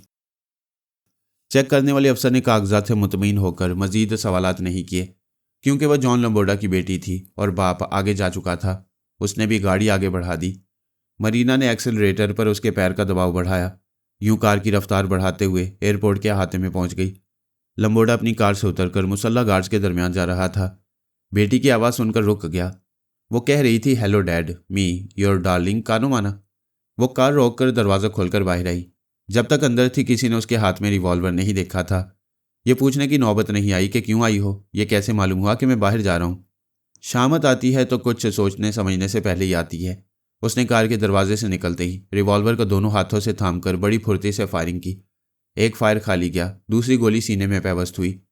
मुसल्ला गार्ड्स ने जवाबी फायरिंग करके उसके हाथ से रिवॉल्वर को गिराया। फौजी उसे जान से भी मार सकते थे, लेकिन पहले ही फायर पर बाप ने बचने की कोशिश करते हुए चीख कर कहा, इसे जान से न मारना, दुश्मन ने इसे आलाकार बनाया है। इतना कहते कहते वो सीने पर गोली खाकर गिर पड़ा। मरीना ने उसके अंदर आकर कहा, क्या हुआ लंबोड़ा, फरहाद की खोपड़ी पर कब्जा नहीं जमाओगे? अब जाते जाते मेहरबानी करो, ज़रा जल्दी से आखिरी सांस ले लो, अभी बहुत से काम निपटाने को पड़े हैं।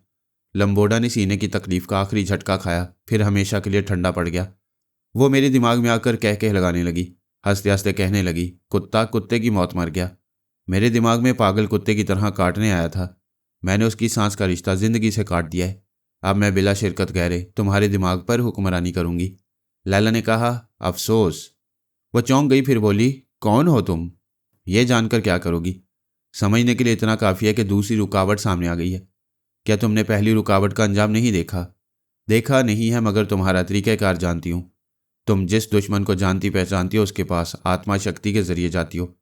उसके आसपास की मालूमात और उसकी मसरूफियात देखती हो, फिर किसी को आलाकार बनाकर उसे कत्ल कर देती हो। लंबोड़ा इसी तरह मारा गया और अब तुम्हारी बारी है। नहीं मरीना, तुम आत्मा शक्ति के जरिए सिर्फ उनके पास पहुंचती हो जिन्हें पहले कभी देख चुकी हो। तुमने मुझे कभी देखा नहीं है, फिर मुझे रास्ते से हटाने कैसे आओगी? वो गुस्से से बोली, कौन हो तुम? मुझे यकीन है कि तुम फरहाद की बीवी लैला हो। खुद सवाल करती हो, खुद जवाब देती हो। मरीना अचानक दिमागी तौर पर अपने कमरे में हाजिर हो गई। उसे अजीब सी महक का एहसास हुआ था। उसने देखा कमरे में हल्का हल्का सा धुआं फैल रहा था। वो फौरन ही फर्श पर से उठ गई। अगरचे हल्की सी खुशबू का एहसास था, तहम बाज बेहोशी की दवाएं धीमी खुशबू की तरह गवारा होती हैं और वह खुशबू से बहल नहीं सकती थी। कमरे में उसके फैलाव से खतरे की बू आ रही थी। खैरियत इसी में होती कि वो फौरन कमरे से बाहर निकल जाती। तेजी से चलती हुई दरवाजे के पास आई। उसे खोलने के लिए हैंडल पर हाथ रखा, फिर रुक गई। अकल ने समझाया कोई इसे बाहर निकालने के लिए ऐसी हरकत कर रहा है। खिड़कियां खोलने से धुआं कम हो सकता है। वो पलटकर खिड़की के पास आई, उसके पर्दों को हटाया, फिर उसे खोल दिया। ताज़ा हवा का एक झोंका सा आया। इसके साथ ही धुआं कम होने लगा। फिर उसे कुछ ऐसी आवाज़ सुनाई दी जैसे तेजी से पानी गिर रहा हो। उसने सर घुमाकर बाथरूम की तरफ देखा। तेजी से चलती हुई दरवाजे के पास आई। फिर उसे खोलते ही पानी बहता हुआ उसके पैरों पर से गुजरता हुआ कमरे में आने लगा। पानी की पाइपलाइन कहीं से टूट गई थी या तोड़ दी गई थी, जिसके नतीजे में बाथरूम का फर्श पानी में डूब गया था और अब वो पानी कमरे के फर्श पर फैल रहा था। उसके तेज बहाव से पता चल रहा था कि जल्दी वो कमरे के सामान के साथ तैरने लगेगी। गोया कमरे से बाहर जाना नागुज़ीर हो चुका था। वो दरवाजे के पास आकर चीखती हुई बोली, कौन है बाहर, कौन है? कोई जवाब नहीं मिला। उसने खिड़की के पास आकर आवाज़ दी। हद नज़र तक कोई दिखाई नहीं दे रहा था। वो पलटकर कमरे के वस्त में आ गई। पानी टखनों से ऊपर पिंडलियों तक पहुंचने वाला था। वो आत्मा शक्ति के जरिए बाहर जाकर दुश्मन को देख सकती थी, लेकिन इसके लिए चारों शाने चित लेटकर जिस्म को ढीला छोड़कर आत्मा को बाहर लाना पड़ता है, और वहां फर्श पर लेट नहीं सकती थी, पानी भरा हुआ था। इस कमरे में कोई पलंग नहीं था और ऐसे सोफे थे जिन पर वो लेट नहीं सकती थी। वो एक ऊंची मेज पर आकर बैठ गई। उस पर योगा का एक आसन इख्तियार किया। वो आजमाना चाहती थी कि इस अंदाज से आत्मा शक्ति का कामयाब अमल हो सकता है या नहीं। उसने गहरी सांस ली, फिर सांस छोड़ते हुए बोली, कृष्णा कृष्णा हरे कृष्णा। वो कामयाब हो गई। आत्मा बाहर आ गई। फिर उसने बंद दरवाजे से बाहर आकर देखा, कोई नहीं था। इस बंगले के दूसरे कमरे खाली थे। वह बंगले से बाहर आई। गली में कुछ लोग आते जाते दिखाई दिए। चंद कदम के फासले पर शाहराह थी। वहां अच्छा खासा ट्रैफिक था। मर्द, औरतें, बूढ़े और बच्चे फुटपाथ और दुकानों में दिखाई दिए। इतने हजूम में किसी अनजाने दुश्मन को पहचानना मुश्किल था। अगर वह दुश्मन की सूरत आशना होती तो लाखों की भीड़ में सीधी उसके पास पहुंच जाती, लेकिन यही मालूम नहीं था कि वो कौन है। एक बात वाज़ेह थी कि मैं फिर उस पर भारी पड़ रहा था। मेरी शरीक हयात लैला मेरे दिमाग में पहरा दे रही थी। वो नाकामी की सूरत में बॉम्ब के जरिए भी मेरे चीथड़े ना उड़ा सकी। उसे मैदान छोड़ना पड़ रहा था। ऐसे वक्त यही समझ में आ रहा था कि मेरे ही लोग उसे उस बंगले में घेरने आ गए थे। चूंकि पारस इस मुल्क में मौजूद था, इसलिए ध्यान उसकी तरफ गया कि वही दुश्मन बनकर उसे पकड़ने आया है। पारस का ध्यान आते ही उसकी आत्मा उसके पास पहुंच गई। वह सड़क के किनारे एक कार में ऐसी जगह था जहां से वो गली और बंगला दिखाई दे रहा था। वहां मरीना ने रिहाइश इख्तियार की थी। पारस का ख्याल था कि वो मजबूर होकर बाहर निकलेगी और कहीं भी जाएगी तो नज़रों में रहेगी, लेकिन उसकी आत्मा बाहर आई। वो उसकी आमद से बेखबर था। इस यकीन के साथ कार में बैठा हुआ था कि वह धुएं और पानी से घबराकर ज़रूर बाहर आने पर मजबूर हो जाएगी। आत्मा वापस आ गई। वो योगा का आसन छोड़कर मेज़ पर सीधी बैठ गई। वह बंगले के पीछे किसी तंग गली से फरार हो सकती थी, लेकिन पारस से नादानी की तवक्को नहीं थी। वहाँ भी उसकी निगरानी करने वाले हो सकते थे। उसने मुझे महकूम बनाने के लिए बहुत बड़ी दुश्मनी का मुजाहरा किया था, इसलिए उसके अतराफ घेरा तंग किया गया होगा। ऐसे में फरार का रास्ता इख्तियार करने से बेहतर था कि वो पारस से प्यार की तजदीद करे। वो दुश्मन बनकर आया था, ताहम महबूब था। किसी और दुश्मन के चुंगल से बच निकलने की उम्मीद नहीं थी। महबूब के लात जूते खाकर बचाव का रास्ता निकाल लेने का यकीन था। उसने ख्याल ख्वानी की परवाज़ की, फिर पारस के अंदर पहुंचते ही कहा, मैं हूं मरीना, सांस ना रोकना। वो नागवारी से बोला, क्यों आई हो? औरत पर बुरा वक्त आए तो वो अपने महबूब के कदमों ही में पनाह ढूंढती है, और अगर औरत अपने महबूब पर बुरा वक्त लाए तो उसका अंजाम क्या होना चाहिए? बुरे का बुरा अंजाम होता है, लेकिन मोहब्बत के जज्बे लचक पैदा करते हैं। तुम मेरी खूब पिटाई करो, मार मार कर आधी जान कर दो, सिर्फ इतनी सी जिंदगी दो कि मैं आइंदा गलतियों से तौबा करती रहूं। सीधी तरह मेरे पास चली आओ, आ रही हूं। इतना बता दो, तुमने मुझे कैसे तलाश किया? तुमसे सच्ची मोहब्बत है, प्यार की कशिश यहाँ ले आई। ये तो सच है, तुम मेरे दीवाने और मैं तुम्हारी, मगर प्लीज़ बता दो कि मेरी रिहाइशगाह का पता कैसे चल गया। ये तो हम सब जानते ही थे कि तुम ताशकंद में हो। मैं पिछले 3 घंटों से तुम्हें हर इलाके में ढूंढ रहा हूँ। हर घर के दरवाजे पर चंद सेकंड के लिए रुकता था, फिर उस दरवाजे पर तुम्हारे बदन की बू मिल गई। वह भूल गई थी कि पारस उसकी महक से लाखों में उसे पहचान सकता है।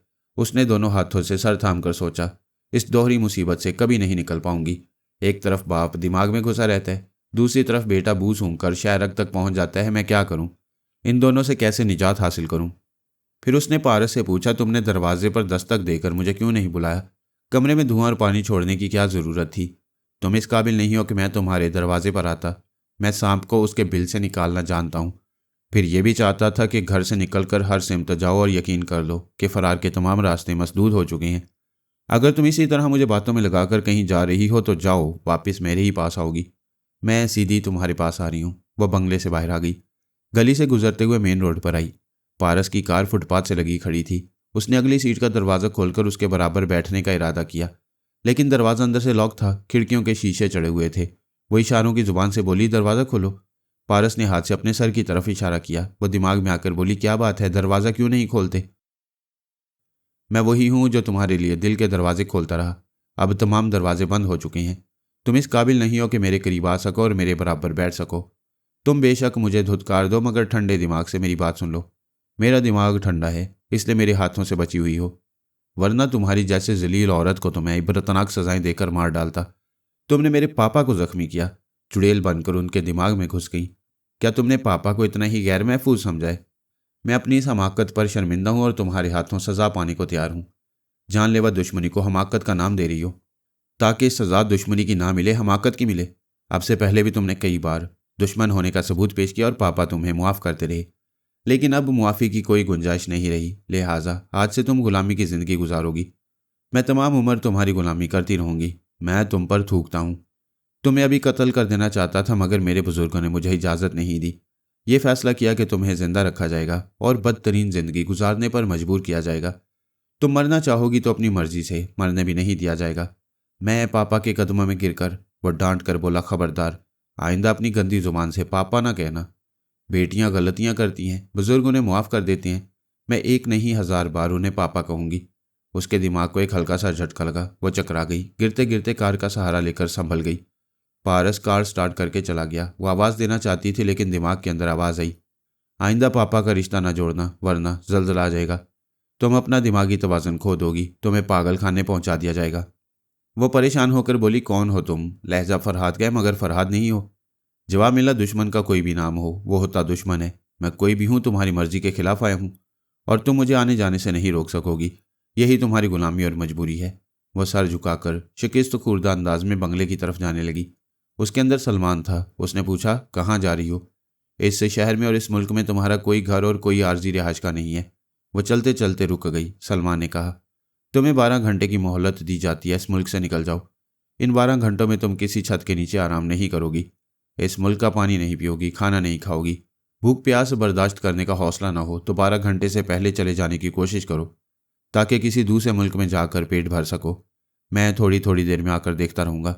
अगर तुमने मेरे अहकामात के खिलाफ अमल किया तो मैं तुम्हारा दिमागी तवाज़न बिगाड़ दूंगा। वो बोली, मैं चली जाऊंगी, लेकिन एक बार पापा से। उसके दिमाग में हल्का सा जलजला पैदा हुआ। वो चीख मारकर फुटपाथ पर गिर पड़ी। राहगीर दौड़ते हुए आने लगे। सलमान ने कहा, तुम्हें वार्निंग दी गई थी कि पापा ना कहना, रिश्ता ना जोड़ना। लोग उसे सहारा देकर उठा रहे थे, कुछ उसे अस्पताल पहुंचाना चाहते थे। वो बोली, मैं बिल्कुल ठीक हूं, अगर किसी से लिफ्ट मिले तो पासपोर्ट ऑफिस जाना चाहूंगी।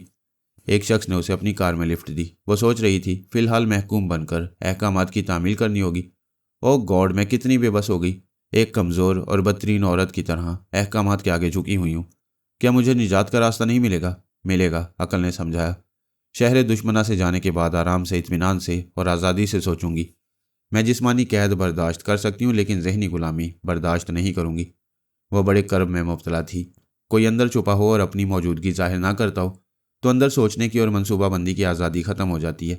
उसने पासपोर्ट ऑफिस के अफसर आला से मुलाकात की, फिर कहा, मुझे अभी एक पासपोर्ट चाहिए, मैं लंदन जाऊंगी। अफसर ने कहा, पासपोर्ट इतनी जल्दी नहीं मिल जाता। तुम कौन हो? इस मुल्क में कहाँ से आई हो? इतने सवालात ना करो, जो कह रही हूँ वो करते जाओ। उसने अफसर के दिमाग पर कब्जा जमाया। अफसर ने अपने दराज में से कैमरा निकालकर उसकी तस्वीरें उतारी। कैमरे से नेगेटिव रोल निकालकर असिस्टेंट को बुलाकर उसे देते हुए कहा, 1 घंटे के अंदर ये पासपोर्ट साइज तस्वीरें प्रिंट करके लाओ। वो नेगेटिव लेकर चला गया। आला अफसर ने मरीना का नाम और फर्जी पता और उम्र वगैरह लिखकर अपने जूनियर को देते हुए हुक्म दिया, फ़ौरन एक पासपोर्ट तैयार करो और वीज़ा फॉर्म भी पुर करो। वो सब मशीन की तरह हरकत में आ गई। इस दौरान मरीना उस अफसर के दिमाग में घुसी रही। उसने लंदन जाने का प्रोग्राम बदल दिया। इस तब्दीली के मुताबिक अफसर ने 2 घंटे के अंदर हिंदुस्तान जाने के लिए पासपोर्ट तैयार किया और भारतीय सफारत खाने से वीज़ा भी मंगवा लिया। मरीना ने इंडियन एयरलाइन में फ़ोन किया। उसे रात की फ़्लाइट से जगह मिल गई। इस वक्त पेरिस के वक्त के मुताबिक सुबह होने वाली थी।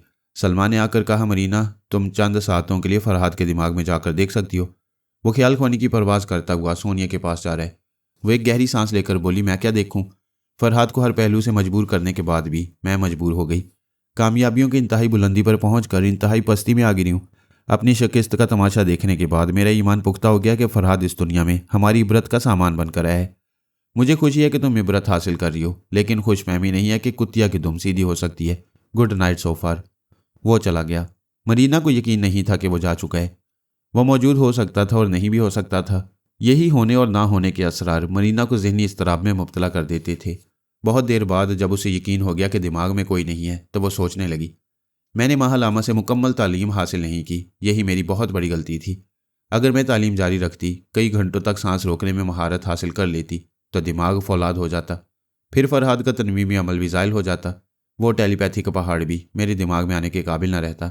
अब वो सोच रही थी फरहाद और उसकी फैमिली से पीछा छुड़ाने का और जहनी गुलामी से निजात हासिल करने का यही एक रास्ता है कि किसी वीराने में जाकर इबादत और रियाजत में मसरूफ़ हो जाए और योगा और आत्मा शक्ति की इंतहा को पहुंचने का मुश्किल तरीन अमल जारी रखे। वह ज़रूरी कागजात हासिल करके पासपोर्ट ऑफिस से उठ गई। कॉफ़ी पीने का जी चाह रहा था, लेकिन इस मुल्क में खाने पीने की ममानियत थी। उसने सोचा अगरचे फ़्लाइट में काफ़ी देर है, ताहम एयरपोर्ट पर ही वक्त गुजारना चाहिए। वो फुटपाथ पर आकर टैक्सी के इंतज़ार में खड़ी हो गई। चंद सेकंड के बाद ही एक वैगन कार करीब आकर रुक गई। ड्राइव करने वाले ने खिड़की से झांक कर पूछा, हेलो मिस, मैं किसी काम आ सकता हूँ? वो किसी से लिफ्ट लेते हुए डरती नहीं थी। कोई बदमाश टकरा जाए तो उसे सीधा करने का हुनर आता था। वो मुस्कुराकर शुक्रिया अदा करती हुई उसके बराबर वाली सीट पर बैठ गई। उस शख्स ने गाड़ी आगे बढ़ाते हुए पूछा, कहाँ जाओगी? उसने मुख्तसर सा जवाब दिया, एयरपोर्ट। फिर एयरपोर्ट से कहाँ जाओगी? उसने सर घुमाकर देखा, फिर कहा, इंडिया। क्या इंडिया में दुश्मन नहीं होंगे? वो एकदम से चौंक कर बोली, सवाल का मतलब क्या है? मतलब पूछते पूछते मेरी खोपड़ी में ना आना मायूसी होगी। मना करने के बावजूद उसने कोशिश की। उस जवान शख्स ने सांस रोक ली, फिर पूछा, तसल्ली हो गई? कौन हो तुम? गाड़ी रोको। वो गाड़ी रोक कर बोला, मैं जाने से नहीं रोकूंगा, लेकिन गाड़ी के बाहर भी दुश्मन है जिनसे भागकर इंडिया जा रही हो। मैं दुश्मन हूं या नहीं, अभी तुमने मुझे आजमाया नहीं है, तो फिर यकीन दिलाओ कि दुश्मन नहीं हो। तुम इतनी नादान तो नहीं हो कि जुबान से दोस्ती का दावा सुनकर यकीन कर लोगी। भाई मुझे आजमाओ, फिर यकीन करो। क्या मुझे एयरपोर्ट पहुंचाकर मेरा पीछा छोड़ सकते हो? वो गाड़ी आगे बढ़ाते हुए बोला, मैं वहां पहुंचाकर वेटिंग हॉल में रहूंगा, तुम अंदर चली जाना और जहाज़ की परवाज़ करने तक फैसला करना कि मुझ पर भरोसा कर सकती हो या नहीं। भरोसा कर सको तो लौट आना। बात भरोसे की नहीं है। फरहाद के किसी ख्याल ख्वानी करने वाले ने धमकी दी है कि अगर मैं ये मुल्क छोड़कर नहीं जाऊंगी तो वो मुझे जहनी अजियतों में मुब्तला करके पागल खाने तक पहुंचा देंगे। क्या फरहाद और उसकी फैमिली मेम्बर्स ने हमेशा गालिब आने और मैदान मारने का मुकद्दरनामा लिखवा लिया? क्या एक बड़ी शिकस्त ने तुम्हारी कमर तोड़ दी है? मैं हारना नहीं जानती। एक बार किसी तरह दुश्मनों को अपने दिमाग से निकाल दूं तो फिर आतिशफिशां बन जाऊंगी। ये तो सिर्फ मेरी ही दोस्ती से मुमकिन है। क्या तुम मेरे दिमाग को फरहाद के तनवीमी अमल के असरात से निजात दिला सकते हो? कोशिश कर इंसान तो क्या हो नहीं सकता। अच्छी बात है, मैं फरहाद के गलबे से निजात पाने के लिए तुम पर भरोसा करती हूँ। बोलो मुझे क्या करना चाहिए? वो गाड़ी रोककर बोला, पिछली सीट पर चली जाओ, वहां आराम से लेटकर आत्मा शक्ति के जरिए उन बाप बेटे पर नजर रखो। मैं तुम्हें एक खुफिया अड्डे में ले जा रहा हूँ। मैं एतमाद कर रही हूँ, अगर तुमने धोखा दिया तो? तुमने बड़ी ही बचकाना बात की है। भाई तुम्हारी आत्मा मुझे भी देखती रहेगी। अगर मुझे धोखा होगा तो तुम किसी वक्त भी आसानी से मुझ पर हमला कर सकोगी। तुम पीछे रहोगी और मुझे पीछे की खबर नहीं होगी। डैशबोर्ड में पिस्तौल है, अपने पास रख लो। उसने डैशबोर्ड के खाने को खोलकर देखा। वाकई भरा हुआ पिस्तौल रखा हुआ था। वो उसे लेकर पिछली सीट पर आ गई। गाड़ी फिर आगे बढ़ गई। वो बोली, एक बात बता दूं कि इस मुल्क में मुझे कहीं भी छुपाओगे तो पारस मेरी बू सूंघकर पहुंच जाएगा। वही एक ऐसा दुश्मन है जो अचानक सर पर आ पहुंचता है और बाप सर के अंदर पहुंच जाता है। इसलिए कहता हूँ आत्मा शक्ति से उन पर नजर रखो। उनकी कमजोरियां मालूम करती रहो, वक्त ज़ाया न करो। उनमें से कोई भी तुम्हारे अंदर हो सकता है, शायद हमारी बातें सुन रहा है। अगर ऐसा है तो वो तुम्हें आत्मा शक्ति का तरीका इख्तियार करने नहीं देगा। मेरे ख्याल से अभी हमारे दरमियान कोई तीसरा नहीं है। मैं आजमाती हूँ। वो पिछली सीट पर लेट गई, फिर आत्मा शक्ति के तरीक़ेकार पर अमल करने लगी। ऐसा करते वक्त कोई रुकावट पेश नहीं आई। उसकी आत्मा पिछली सीट से अगली सीट पर उस अजनबी दोस्त के पास आ गई।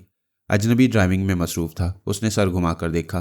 पिछली सीट पर मरीना का जिस्म बेहिस और हरकत पड़ा हुआ था। उसने फिर सर घुमाकर विंड स्क्रीन के पार देखते हुए पूछा, वेल मरीना, क्या तुम कामयाब हो गई? कोई तुम्हारे अंदर रुकावट बना हुआ तो नहीं है? उसे जवाब नहीं मिला। उसने फिर पूछा, क्या मैं तुम्हारी इस खामोशी को कामयाबी समझूं? जब दूसरी बार भी जवाब नहीं मिला तो वो मुतमईन हो गया। आत्मा उसके बिल्कुल करीब थी। वो चाहती थी पहले इस अजनबी की हकीकत मालूम करे। फरहाद और पारस से थोड़ी देर बाद निमट लेगी। अगर वो ऐसा नहीं करेगी तो एक दुश्मन से निजात पाने के लिए अंधाधुंध दूसरे दुश्मन की ठोकरों में चली जाएगी। दूसरी तरफ सलमान ने सोचा था कि हर आधे घंटे बाद मरीना के दिमाग में जाया करेगा। जब तक वो उज़्बेकिस्तान से निकलकर भारत नहीं पहुंचेगी उसका पीछा नहीं छोड़ेगा। लेकिन आधे घंटे बाद आया तो उसे मरीना का दिमाग नहीं मिला। उसने परेशान होकर फिर ख्यालख्वानी की, फिर नाकाम हुआ। इसके बाद मेरे पास आकर बोला, भाईजान वो आत्मा शक्ति के अमल से गुजर रही है, यानी तुम्हें अपने दिमाग से दूर कर रही है। फरगाना के एक अस्पताल में मेरी बाकायदा मरहम पट्टी हो चुकी थी। मेरी तवानाई बहाल हो रही थी। लैला ने याकूब हमदानी से कहा था कि ताशकंद में मेरी अलहदा रिहाइशगाह का इंतज़ाम करे। वो अपनी कार में मेरे पास पहुंचने वाला था। सलमान ने कहा वो तकरीबन 40 मिनट तक हमारी गिरफ्त से आज़ाद रहेगी। मैंने कहा वो 40 मिनट के लिए हमें धोखा देकर नहीं गई है। उसे कोई ऐसा रास्ता मिल गया जिस पर वो लंबी आज़ादी हासिल करती रहेगी और हमारे तनवीमी अमल के असर से निकलने की कोशिश करती रहेगी। मगर भाईजान 40 मिनट के बाद वो ज़रूर सांस लेगी और ऐसे वक्त हमें आने से नहीं रोक सकेगी। हाँ, अगर सही वक्त पर तुम जाओगे तो नहीं रोक सकेगी, क्योंकि 1 मिनट तक सांस लेने के बाद फिर 40 मिनट तक के लिए निजात हासिल कर लेगी। मैं ठीक 40 मिनट के बाद पहुंचने की कोशिश करूंगा। हो सकता है वो 20 मिनट या 30 मिनट में ही 1 मिनट के लिए सांस लेने हाजिर हो जाए। इधर तुम 40 मिनट का इंतज़ार करते रह जाओगे। हाँ, वो बड़ी चक्करबाज है, ऐसा कर सकती है। फिर भी उसकी तरफ आता जाता रहूँगा। कभी तो वो गिरफ्त में आएगी और जब तक गिरफ्त में नहीं आएगी मेरे और पारस के लिए दर्द सर बनी रहेगी। इस वक्त वो मेरे या मेरे बेटे के करीब होगी। पारस को मौजूदा सूरत हाल से आगाह करो। ये बात खास तौर से समझाओ कि मरीना किसी को आलाकार बनाकर उसे नुकसान पहुंचा सकती है, लिहाजा वो किसी भी हथियार वाले से दूर रहे। किसी अजनबी से मुलाकात करने से पहले यकीन कर ले कि वो निहत्था है। मुख्तसर ये कि वो मरीना की हर मक्कारी और गहरी चालों को ध्यान में रखे। वो पारस के पास चला गया। मैंने मरीना की तरह जिद्दी लड़की नहीं देखी थी। वो शिकस्त खाकर टूट जाना नहीं जानती थी। एक तिनके का सहारा मिले तो उड़कर पहाड़ के सर पर सवार हो जाती थी। हमने तो उसे नीम मुर्दा कर दिया था। उसे एक हकीर कनीज की तरह जिंदगी गुजारने पर मजबूर कर चुके थे। ऐसे में वो जाल तोड़कर निकल गई थी। अब हालात बता रहे थे कि वो बाप बेटे को जिंदा नहीं छोड़ेगी। या हम दोनों को किसी भी हथकंडे से अपना मामूल और ताबेदार बना लेगी और जब तक कामयाब नहीं होगी आत्मा शक्ति के जरिए खतरा बनकर हमारे सरों पर मंडलाती रहेगी। जॉन लम्बोर्डा की मौत से सुपरमास्टर की टेलीपैथी के तमाम शोबों में मातमी सन्नाटा छा गया। कोई सोच भी नहीं सकता था कि वो यूं अचानक अपनी ही बेटी के हाथों मारा जाएगा। उसकी बेटी कानो वानो को हिरासत में ले लिया गया था, लेकिन ये सभी जानते थे कि वो कत्ल करने के बावजूद कातिल नहीं है। ये मरीना की इंतहाई कमीनगी है कि जो बेटी दिलो जान से बाप को चाहती थी उसको अलहकार बनाकर बाप का खून बहा दिया। अब वहां टेलीपैथी जानने वाली जॉन लम्बोर्डा जैसी कद्दावर शख्सियत नहीं थी। सुपर मास्टर ने हॉटलाइन पर सोनिया सानी से कहा, फौरन चली आओ, लम्बोर्डा की जगह तुम ही ले सकती हो, मैं बिल्कुल तन्हा रह गया हूँ। अच्छी बात है, मैं यहाँ दस्तयाब पहली फ्लाइट से आने की कोशिश करूंगी। उसने अपने 2 टेलीपैथी जानने वाले मातहतों को हुक्म दिया, मेरा पासपोर्ट और ज़रूरी कागजात ले जाओ। मुतलका सफारत खाने से आज की रवानगी के लिए मोहर लगवाओ और किसी पहली फ़्लाइट में सीट रिजर्व करवाओ। मैं वाशिंगटन जाऊंगी, तुम दोनों यहाँ अपने फ़राइज़ अंजाम देते रहोगे। फिर उसने अली से कहा, मैं आज ही किसी फ़्लाइट से अमेरिका जा रही हूँ। मुझसे कुछ पूछा नहीं और रवानगी की तैयारी कर रही हो। हजूर, आपको अभी मजाजी खुदा बनने का शरफ हासिल नहीं हुआ है, लिहाजा रोब ना दिखाएं। वैसे जनाब को ये तो मालूम होगा कि शादी से पहले क्या होता है। क्या होता है? लड़का लड़की के पीछे घूमता है, जहाँ जहाँ लड़की जाती है उसका दिल जीतने के लिए पीछे पीछे जाता है। यानी मैं तुम्हारे पीछे अमेरिका चलूँ? हाँ, ये मैं संजीदगी से कह रही हूँ, यहाँ बहुत रह चुके, अब अगली मंजिल के सिमत कूच करो। होना तो यही चाहिए, वैसे मैं यहाँ बोर हो रहा हूँ। हम बहुत अरसा तक जुदा रहे, अगर जुदा ही रहते तो सब्र करते रहते, लेकिन मिलकर बिछड़ने से दुख बढ़ जाता है। मेरा ध्यान तुम्हारी तरफ रहेगा तो मैं वहाँ तवज्जो से कोई काम नहीं कर सकूंगी। अच्छी बात है, यहाँ गोल्डन ब्रेन्स तो खोखले हो चुके हैं। यहूदियों का सिर्फ एक टेलीपैथी जानने वाला जे मॉर्गन नॉर्मल है, बाकी मर चुके हैं या कोमा में पड़े हैं। ये कोमा से निकलेंगे, इनके ब्रेन वॉश किए जाएंगे, फिर ये नए नाम नई शख्सियत में ढल जाएंगे। और जब ऐसा होगा तो तुम हज़ारों मील दूर रहकर भी उनसे और गोल्डन ब्रेन्स वगैरह से निमट लोगे, क्योंकि तुम जानते हो कि ये सब लोग कैसे कैसे हिफाजती इंतजामात में रखे जाते हैं। तुम इन फौजी अफसरान से भी रब्ता रखते हो जो उनकी हिफाजत के जिम्मेदार होते हैं। ये दुरुस्त है, फिर भी मैं आज ही तुम्हारे साथ नहीं जा सकूंगा। मुल्क से बाहर जाने का जवाब पैदा करना होगा। इनका एक टेलीपैथी जानने वाला जे मॉर्गन नॉर्मल है और बड़े काम का आदमी है, उसे मैं अगवा करके ले जाऊंगी। तुम गोल्डन ब्रेन से कहोगे कि उनके सबसे अहम टेलीपैथी जानने वाले को वापस लाने अमेरिका जा रहे हो। वाह, तुमने फौरन ही जवाब पैदा कर लिया। नेक काम करने में देर नहीं करना चाहिए। ये बताओ, जे मॉर्गन के बंगले में कितने मुलाजिम और कितने सिक्योरिटी गार्ड्स हैं? मेरा ख्याल है वो सभी योगा के माहिर नहीं होंगे, और जो माहिर नहीं हैं उनमें से किसी की आवाज़ सुना दो। उस बंगले का एक सिक्योरिटी अफसर तुम्हारा एहलकार बन सकता है। मैं अभी उससे रब्ता करता हूँ। उसने रिसीवर उठाकर रब्ता किया। दूसरी तरफ से सिक्योरिटी अफसर की आवाज़ आई, हेलो, आप कौन है? अली ने गोल्डन ब्रेन कार्बन के कोड वर्ड्स अदा किए, फिर पूछा, मॉर्गन साहब कहाँ हैं? बंगले के अंदर हैं सर। क्या गार्ड्स बंगले के चारों तरफ अलर्ट हैं? Yes sir. बंगले के अंदर और कौन है? वहाँ एक बूढ़ा बावर्ची है, साहब को खाना खिलाने के बाद वो भी चला जाएगा। ठीक है, इसी तरह ड्यूटी अंजाम देते रहो। अली ने रिसीवर रखकर सानी को देखा। वो सोफे पर आराम से बैठी खलामें तक रही थी। ये समझ में आ गया कि वो सिक्योरिटी अफसर के पास पहुंची हुई है। सानी उस अफसर को बंगले के अंदर जाने पर माइल कर रही थी। वो ये समझ रहा था कि अंदर चेकिंग करने के ख्याल से जा रहा है। उसने किचन में आकर बावर्ची से बात की। सानी बूढ़े बावर्ची के ख्यालात पढ़ने लगी। पता चला कि पूरे बंगले में ऐसी कोई दवा या नीम बेहोशी तारी करने या जख्मी करने के लिए कोई हथियार नहीं, अलबत्ता एक चाकू सब्जी काटने के लिए था। वो चाहती थी जे मॉर्गन को जिस्मानी जख्म ना लगाया जाए, वरना देखने वालों को शुबा होगा। उसने अली से कहा, वाकई बहुत सख्त पैर है। उसके बंगले में तो कोई ख्वाबावर दवा भी नहीं। उसे जख्मी करोगी तो गार्ड्स को शुबा होगा। जख्मी नहीं करूंगी, लेकिन कुछ तो करना ही होगा। उसने अपने एक मातियत टालबूट को मुखातिब किया। उसे अपने दिमाग में बुलाकर कहा, मैं सिक्योरिटी अफसर के दिमाग में तुम्हें पहुंचा रही हूँ। जे मॉर्गन इस वक्त रात का खाना खा रहे, इसके बाद बावर्ची उस बंगले से चला जाएगा। तुम मॉर्गन को इस तरह काबू में करोगे कि उसके हलक से आवाज़ न निकले, उसकी दिमागी तवानाई बरकरार न रहे और मैं उसके अंदर आसानी से पहुंच जाऊं। यस मादाम, मैं ऐसा ही तरीका इख्तियार करूंगा। उसके जिस्म के किसी हिस्से को जख्मी नहीं करोगे। यस मादाम, जख्मी नहीं करूंगा। मैं आधे घंटे बाद तुम्हारे पास आऊंगी। वो फिर अली के पास हाजिर हो गई। अली ने पूछा, काम हो रहा है? हो रहा है, कामयाबी की उम्मीद है। जे मॉर्गन अपने बंगले से 24 घंटों में एक बार तफरी और ताज़ा हवाखोरी के लिए निकलता है। उसे अपने मुल्क से कैसे निकाल कर ले जाओगी? तुम जानते हो मेरे लिए कोई काम नामुमकिन नहीं, लेकिन तुम ताउन करोगे तो ये मरहला आसान हो जाएगा। वो बोला, जितने यहूदी टेलीपैथी जानने वाले हैं उन्हें कोई ना कोई सरकारी ओहदा दिया गया है। J Morgan officer on special duty है। वो अपना कार्ड दिखाकर ममनुआ और खुफिया फौजी अड्डों में भी जाता है। इसी तरह वह मखसूस कार्ड दिखाकर रनवे पर किसी भी परवाज करने वाले त्यारे में चेकिंग के लिए जा सकता है। मैं समझ गई, अब उसे आसानी से अगवा करके ले जाऊंगी। अगर ऐसे वक्त तुम भी किसी ड्यूटी के बहाने वहां मौजूद रहोगे तो किसी नागहानी रुकावट को दूर कर सकोगे। भाई, तुम मुझे छोड़कर जा रही हो? आखिरी दीदार के लिए ज़रूर मौजूद रहूंगा। खुदा ना करे कि आखिरी दीदार हो। ज़रा सोच समझ कर अल्फाज अदा किया करो। उसके एक मातियत मोनारों ने दिमाग में आकर कोडवर्ड्स अदा किए, फिर बताया कि रवानगी के सिलसिले में तमाम कागजात तैयार हो चुकी हैं और सुबह 5 बजे की फ़्लाइट में सीट रिज़र्व हो चुकी है। सानी ने कहा, फ़र्जी नाम से एक और सीट रिज़र्व करवाओ। मादाम, किस पासपोर्ट के हवाले से रिज़र्व करवाऊँ? किसी भी पासपोर्ट का हवाला दो, टेलीपैथी से काम निकालो। सानी ने आधे घंटे बाद दूसरे मातियत टालबूट से पूछा, क्या रिपोर्ट है? मादाम, बावर्ची काम ख़त्म करके बंगले से बाहर जा रहा है। सिक्योरिटी ऑफिसर रात की आखिरी चेकिंग के लिए अंदर आया है। चेकिंग के बाद अफसर भी बाहर जाएगा, फिर मॉर्गन दरवाज़ों को अंदर से बंद कर लेगा। ठीक है, शुरू हो जाओ। सिक्योरिटी अफसर एक कमरे में आकर देख रहा था कि कोई दुश्मन या कोई काबिल एतराज़ चीज़ वहाँ ना हो। उसी लम्हा टालबोट ने उस पर कब्जा जमाकर उसे गायब दिमाग बना दिया। उसे वहाँ से चलाता हुआ जे मॉर्गन के बेडरूम में लाया। मॉर्गन स्लीपिंग सूट पहनने के बाद एक किताब पढ़ने के लिए मेज़ पर बैठ रहा था। ये उसका मामूल था। थोड़ी देर पढ़ने के बाद उसे नींद आती थी। वो सिक्योरिटी अफसर को देखकर किताब के पास से उठते हुए बोला, चेकिंग हो गई? अफसर करीब आकर बोला, यस सर, मैं बाहर जा रहा हूँ, आप अंदर से दरवाज़ा बंद कर लें। लेकिन सर, वो किताब मेज़ पर से गिरने वाली है।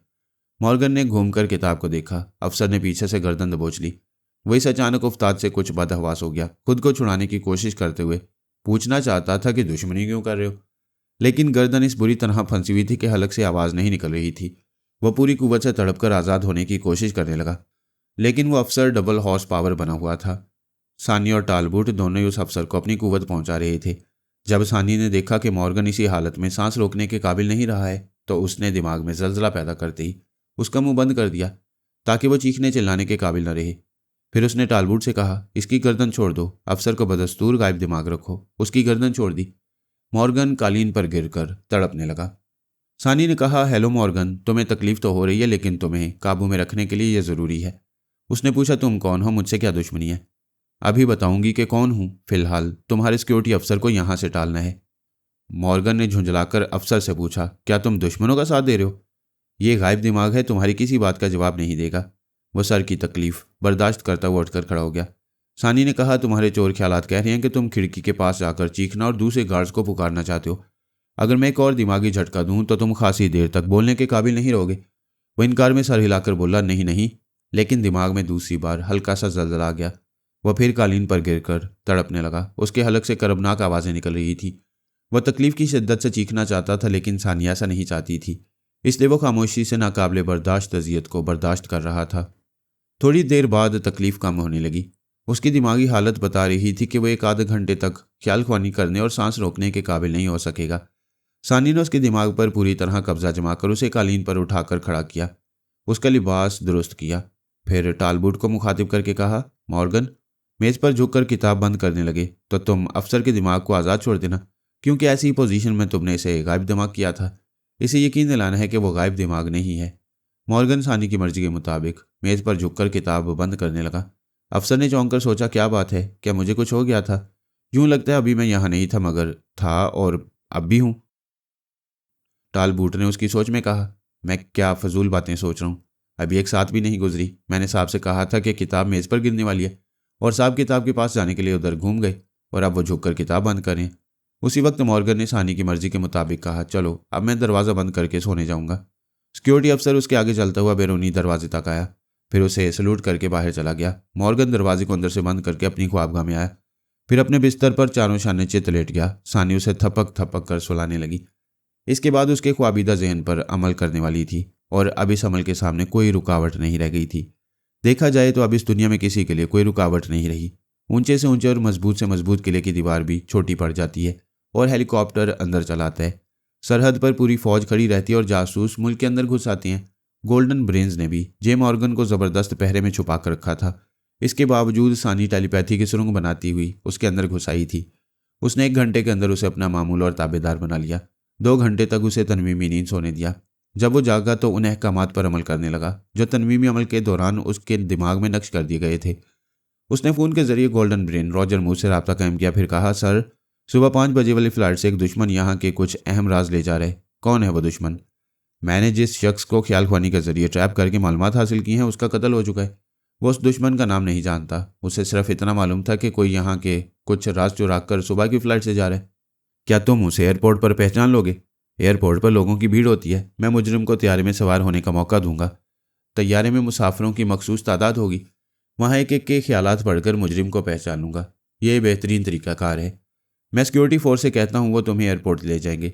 सर, सिक्योरिटी के आला अफसर से कह दें कि उनमें से कोई रनवे और तैयारे में ना आए, वरना मुजरिम होशियार हो जाएगा। ठीक है, मैं उन्हें समझा दूंगा।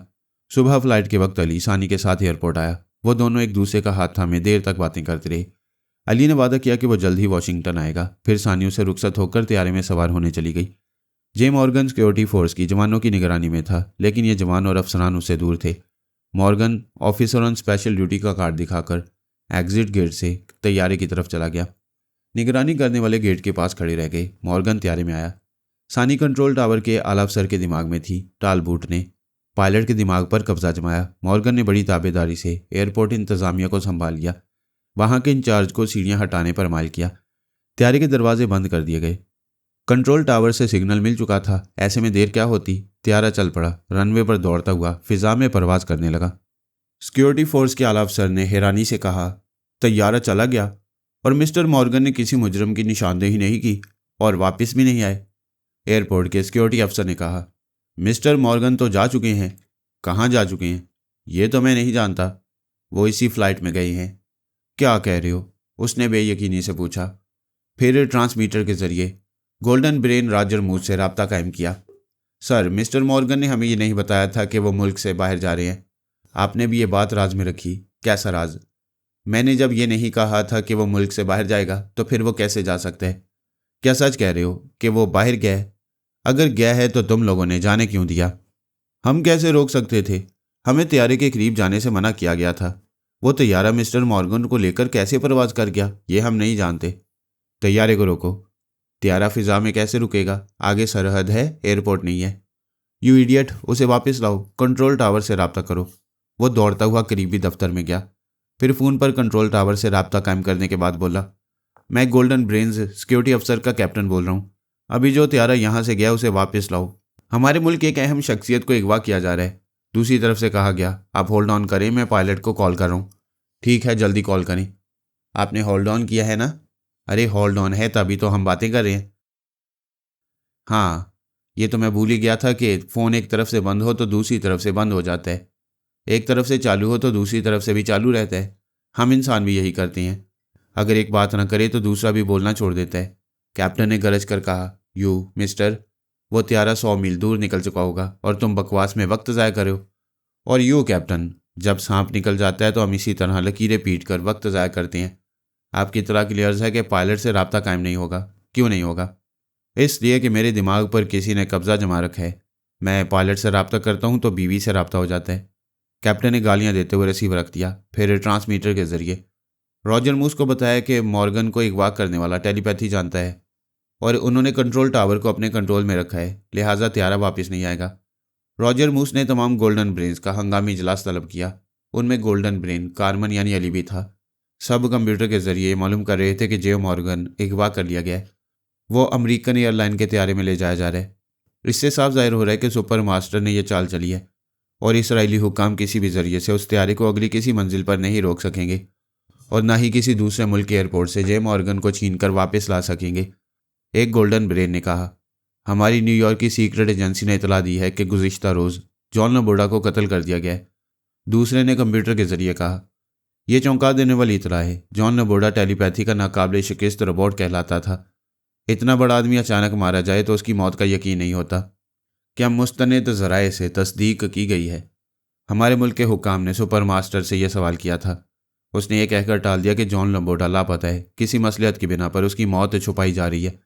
अगर वो कत्ल हो चुका है तो सुपर मास्टर के पास कहने को तो टेलीपैथी जाने वालों की फ़ौज होगी, लेकिन लबोडा जैसा कोई खरांट नहीं होगा। मेरी अकल तस्लीम नहीं करती कि सुपर मास्टर के ना तजुर्बाकार टेलीपैथी जानने वालों ने मॉर्गन को अगवा किया है। गोल्डन ब्रेन कार्मन उर्फ अली ने कहा, आप भूल रहे हैं कि कुछ अर्सा पहले हमारे पास एक रिपोर्ट आई थी। उसमें एक बहुत ही चालाक टेलीपैथी जानने वाली सिल्वाना का जिक्र है। फरहाद ने एक बार लम्बोडा और उसके कई मातियतों के दिमागों में जगह बना ली थी। उन सबको सिल्वाना ने फरहाद से निजात दिलाई थी। उसे सुपर मादाम का ओहदा दिया गया था। मेरी अकल कहती है कि इसी सुपर मादाम ने मॉर्गन को अगवा किया है। न्यूयॉर्क और वाशिंगटन में हमारी जितनी खुफिया एजेंसियाँ हैं, उन सबको मॉर्गन के सिलसिले में फ़ौरन आगाह करना चाहिए। अली ने कहा, मॉर्गन हमारा सबसे अहम और काबिल एतमाद टेलीपैथी जानने वाला है। हम उसकी वापसी के लिए सिर्फ खुफिया एजेंसियों पर भरोसा नहीं करेंगे, हमें ज़ाती तौर पर भी कुछ करना होगा। हम ज़ाती तौर पर क्या कर सकती हैं, ये आप लोग सोचें। मैंने फ़ैसला किया है कि मैं खुद जे मॉर्गन को लाने अमेरिका जाऊँगा। रॉजर मूस ने कहा, मुल्क और कौम के लिए तुम्हारा जज्बा काबिल तहसीन है, लेकिन इसी मुल्क और कौम के लिए तुम बहुत ज़्यादा अहम हो। हम तमाम गोल्डन ब्रेन्स तुम्हारी जहानत और हाजिर दिमागी के मोतरफ हैं। सीधी सी बात है, हम तुम्हें खोना नहीं चाहते। इसमें खोने की क्या बात है? मैं ज़्यादा से ज़्यादा एक हफ्ते के लिए चला जाऊँगा और उसे किसी तरह वापस लेकर आ जाऊँगा। हो सकता है तुम किसी साजिश का शिकार हो जाओ, बीमार हो जाओ या कोई हादसा पेश आ जाए। तुम हमारा वो सरमाया हो जिसे हम खो देने के ख्याल से ही डर जाती हैं। मुझे हादसा अपने मुल्क में भी पेश आ सकता है, यहाँ भी मैं किसी साजिश का शिकार हो सकता हूँ। आप लोग मुझे अपने दरमियान रखकर मेरी किसी बदबख्ती से नहीं लड़ सकेंगे। एक गोल्डन ब्रेन ने कहा, मिस्टर कार्मन, अपना मुल्क छोड़कर जाने के सिलसिले में अभी बहस ना करो। हम इस मसले पर बाद में गौर करेंगे। जब तक यहाँ गौर किया जाएगा वहाँ मॉर्गन का ब्रेन वॉश कर दिया जाएगा। मैं उस वफादार टेलीपैथी जानने वाले को दुश्मनों के रहमो करम पर नहीं छोड़ूंगा। हम में से हर गोल्डन ब्रेन साल में 1 माह की छुट्टी लेता है। मुझे इजाज़त ना दी गई तो मैं छुट्टी लेकर जाऊँगा, छुट्टी ना दी गई तो मैं इस्तीफ़ा पेश कर दूँगा। तमाम गोल्डन ब्रेन्स के कंप्यूटर स्क्रीन थोड़ी देर तक तारीक रहे। फिर रॉजर मूस ने कहा, मैं तमाम गोल्डन ब्रेन से दरख्वास्त करता हूँ कि वो कार्मन के बारे में हतमी फ़ैसला सुनाएं। एक ने कहा, किसी भी गोल्डन ब्रेन से उसके मजाज के खिलाफ काम लिया जाएगा तो वो पूरी जहानत और जिम्मेदारियों से काम नहीं कर पाएगा। बेहतर है कार्बन को जाने की इजाज़त दी जाए। सब ने बारी बारी तायद की। रॉजर मूस ने कहा, अमेरिका के लिए अगली फ़्लाइट 15 घंटे बाद है। कार्बन, तुम जाने की तैयारी करो और इन 15 घंटों में मुल्क से बाहर जाने का इरादा बदल लो तो हम सबको खुशी होगी। मैं अगली फ़्लाइट के इंतज़ार में यहाँ 15 घंटे ज़ाया नहीं करूँगा। एक खसूसी तैयारे में इस्तांबुल जाऊँगा। मुझे वहाँ से 1 घंटे बाद ही अमेरिका के लिए फ़्लाइट मिल जाएगी। अली ने अपनी बात मनवा ली। सफ़र की तैयारियां शुरू करने लगा। ऐसी वक्त सानी ने उसे मुखातिब करते हुए कोड वर्ड्स अदा किए, फिर पूछा, कब आ रहे हो? तकरीबन 1 हफ्ते बाद यहाँ से रवाना हो जाऊँगा। तुम कहाँ हो? हमारा त्यारा यूनान से गुजरा है, ये आगे जाकर रूम में उतरेगा। वहाँ हमारे लिए एक खुसूसी त्यारा मौजूद होगा। मैं मॉर्गन के साथ उसमें सफ़र करूँगी। वो दोनों खुश हो रहे थे। तकरीबन 12 घंटे बाद वॉशिंगटन में उनकी मुलाकात होने वाली थी, लेकिन अली की लालमी में अचानक ही मुखालिफ हवा चलने लगी थी। वो अपने बंगले से निकलकर एयरपोर्ट जाना चाहता था। उससे पहले ही फौज के जवानों ने उसके बंगले को चारों तरफ से घेर लिया। कर्नल ने कहा, मिस्टर कारमन, हमें अफसोस है, एक इंक्वायरी के सिलसिले में आप अपनी रिहाइश में नज़रबंद रहेंगे, यहाँ से बाहर नहीं निकलेंगे। उसने पूछा, क्या मेरे खिलाफ इंक्वायरी हो रही है? कुछ ऐसी ही बात है, आप अभी मजीद सवाल ना करें। वो अपने बंगले के अंदर आ गया। एक फौजी जवान ने दरवाजे को बाहर से बंद कर दिया। मामला बहुत गड़बड़ लग रहा था, वरना वो एक गोल्डन ब्रेन को इस तरह नज़रबंद ना रखते। वो सोच रहा था, शायद मेरे खिलाफ कोई सबूत हाथ आ गया है, वरना इस मुल्क में मेरी जो इज्जत, मान, मर्तबा और रोब दबदबा है, उसके पेश नज़र ये मुझे हिरासत में नहीं रखते। फ़ोन की घंटी बजने लगी। उसने रिसीवर उठाकर हेलो कहा। दूसरी तरफ से रॉजर मूस ने कहा, बेटे, मेरे लिए बड़े दुख की बात है कि तुम्हें हिरासत में रखा गया है। हम तमाम गोल्डन ब्रेन्स तुम्हारे लिए फाइट कर रहे हैं। उसने पूछा, अंकल, आखिर मामला क्या है? रॉजर मूस ने कहा, एक मरीना नाम की टेलीपैथी जाने वाली है। उसने आला हुकाम के दिमाग में आकर कहा है कि तुम असल कारमन हेराल्ड नहीं हो, बल्कि फरहाद अली तैमूर के बेटे अली तैमूर हो। क्या एक दुश्मन ख्यालख्वानी करने वाले की बात तस्लीम की जा रही है? वह सबूत पेश करने के लिए कह रही है कि तुम्हारी उंगलियों के निशानात लिए जाएं। ये निशानात असल कारमन हेराल्ड की उंगलियों के निशानात से मुख्तलिफ होंगे। अली इस बात पर चौंका। मरीना उसे बहुत दूर से घेर रही थी। वो बज़ाहिर हंसते हुए बोला, अंकल, इतनी सी बात के लिए मुझे हिरासत में रखने की क्या ज़रूरत थी? आप उनसे कह दें कि फ़ौरन मेरी उंगलियों के निशानात लेकर यहाँ से मुझे जाने दिया जाए। मैं अभी कहता हूँ। राब्ता ख़त्म हो गया। अली रसीवर रखकर स्टोर रूम में आया। वहाँ उसने अपनी कुछ खुफिया चीज़ें संभाल कर रखी थीं। असल कारमन हेराल्ड का ताल्लुक भी बाबा साहब के इदारे से था। जब वो रॉजर मूस का मातिहत बनने वाला था, तब सरकारी कागजात पर उसके दस्तखत के अलावा उंगलियों के निशानात भी ले गए थे। और जब अली को कारमन समझकर गोल्डन ब्रेन का ओहदा दिया जा रहा था, तब भी नए सिरे से नए तकर्री के कागजात पर अली की उंगलियों के निशानात लिए गए थे। अब यकीनन पुराने कारमन के कागजात और नए कारमन गोल्डन ब्रेन के कागजात का मुतालिया किया जा रहा होगा। फिंगरप्रिंट्स सेक्शन के माहिरीन दोनों कागजात पर लगे हुए उंगलियों के निशानात का मुआयना कर रहे होंगे। मुआयना करने के नतीजे में दोनों निशानात एक ही कारमन के ज़ाहिर होने वाले थे, क्योंकि ऐसे मौके पर अली ट्रांसपेरेंट दस्ताने पहनता था। वो दस्ताने इतने बारीक और आईने की तरह शफाफ थे कि वह हाथों की असली जिल्द ही की तरह दिखाई देते थे। इन दस्तानों की उंगलियों पर असल कारमन हेराल्ड की उंगलियों के निशानात के स्टिकर लगे हुए थे। वो किसी भी चीज़ को पकड़ता या हाथ पर अंगूठी का निशान सबत करता, तो यही उंगलियों के निशानात दस्ताने के पीछे होते और कारमन का स्टिकर ऊपर होता। इसमें कारमन की उंगलियों के निशानात नक्श हो जाते थे। अब फिर वही मरहला दरपेश था। चंद माहिरीन के सामने उसकी उंगलियों के निशानात लिए जाने वाले थे। इसलिए उसने स्टोर रूम में आकर अलमारी के एक खाने में से वो मखसूस दस्ताने निकालिए। उन्हें दोनों हाथों में अच्छी तरह पहन लिया। वो जिल्द से ऐसे चिपक जाते थे कि दस्ताने लगते ही नहीं थे। साफ तौर से हाथ नंगे दिखाई देते। बड़ी देर बाद दो फौजी अफसर एक फिंगरप्रिंट्स के माहिर के साथ आए। उन्होंने मुझसे मुसाफिया किया। एक आला अफसर ने कहा, मिस्टर कारमन, इस वक्त मेरे दिमाग में मिस मरीना मौजूद है। उसका दावा है कि तुम कारमन नहीं हो। अली ने कहा, उसका दावा गलत होगा, तब भी वो आप लोगों के दिमागों पर कब्जा जमाकर अपनी बात मनवा लेगी और मुझे अपनी ही यहूदी कौम का दुश्मन साबित कर देगी। दूसरे अफसर ने कहा, मैं योगा का माहिर हूँ, वो मेरे अंदर नहीं आ सकेगी। हम अभी आपके पुराने फिंगरप्रिंट्स चेक करके आ रहे हैं। मैंने आपकी हमायत में रिपोर्ट लिखी है कि उन तमाम निशानात के मुताबिक आप गोल्डन ब्रेन कारमन हेराल्ड हैं। अली ने कहा, थैंक यू, लेकिन जब मैं कारमन साबित हो चुका हूँ तो अब आप हजरात क्या चाहती हैं? आला अफसर ने कहा, मिस मरीना का असरार है कि अभी आपकी उंगलियों के निशानात लिए जाएं। प्लीज़ हमसे ताउन करें। फिंगरप्रिंट्स के माहिर ने एक कागज़ मेज़ पर रखा। अली खुद स्याही लेकर अपने हाथों पर लगाने लगा, ताकि माहिर स्याही लगाने के लिए उसका हाथ ना पकड़े। पकड़ने से भेद खुलने का खदशा था। उसने दोनों हथेलियों और 10 उंगलियों के निशानात मुख्तलिफ कागजात पर नक्श कर दिए। माहिर ने उसका सरसरी मुआयना करने के बाद कहा, ठीक है, आप अपने हाथ साफ कर लें, मैं अभी बगौर मुआयना कर रहा हूँ। अली एक कपड़े से दोनों हाथ पहुँचने लगा। माहिर अपने काम में मसरूफ़ था।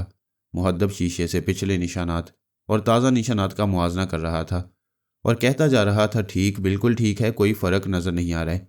वो बड़ी देर तक मुआयना करता रहा और बुड़बुड़ाता रहा। फिर उसने फैसला सुनाते हुए कहा, आप लोग वक्त ज़ाया कर रहे हैं। अगले पिछले तमाम निशानात इन ही कारमन साहब के हैं और इसमें शक की कोई गुंजाइश नहीं। आला अफसर ने खला में घूरते हुए मरीना को मुखातिब किया। उससे पूछा, तुमने सुन लिया? तुमने मेरे दिमाग में रहकर देख लिया कि मिस्टर कारमन ने हमारे सामने हाथों और उंगलियों के निशानात पेश किए। ये हमने भी देखा, तुमने भी देखा। और माहिर ने तस्दीक कर दी। क्या अब भी तुम हमारे मोअज़्ज़ज़ गोल्डन ब्रेन को फ्रॉड कहकर हमें गुमराह करोगी? वो ज़रा खामोश रहा, फिर बोला, चुप क्यों हो, जवाब दो। उसे जवाब नहीं मिला। वो नागवारी से बोला, लानत है इस पर, वो कमबख्त नाकाम होते ही भाग गई है। मिस्टर कारमन, हम बहुत शर्मिंदा हैं। अली ने कहा, शर्मिंदगी की कोई बात नहीं है, मुझे खुशी है कि आप लोगों ने फ़र्ज़ अदा करने के लिए गोल्डन ब्रेन का भी लिहाज नहीं किया। वो तीनों अली से रुखसत होने के लिए मुसाफिया करना चाहते थे। उसने दूर ही से अपने दोनों हाथ दिखाते हुए कहा, ये कपड़े से पहुंचने के बावजूद स्याह हैं, आपके हाथों में भी कालक लग जाएगी। वह सिर्फ हाथ लहराकर गुड बाय कहते हुए रुखसत हो गए। उसके जाते ही अली ने इत्मीनान की सांस ली, फिर अपने बेडरूम में आया, बाथरूम का दरवाज़ा खोलकर वॉश बेसन के पास पहुंचा और नल खोलकर साबुन से दोनों हाथों को धोने लगा। दोनों हाथ साफ हो गए।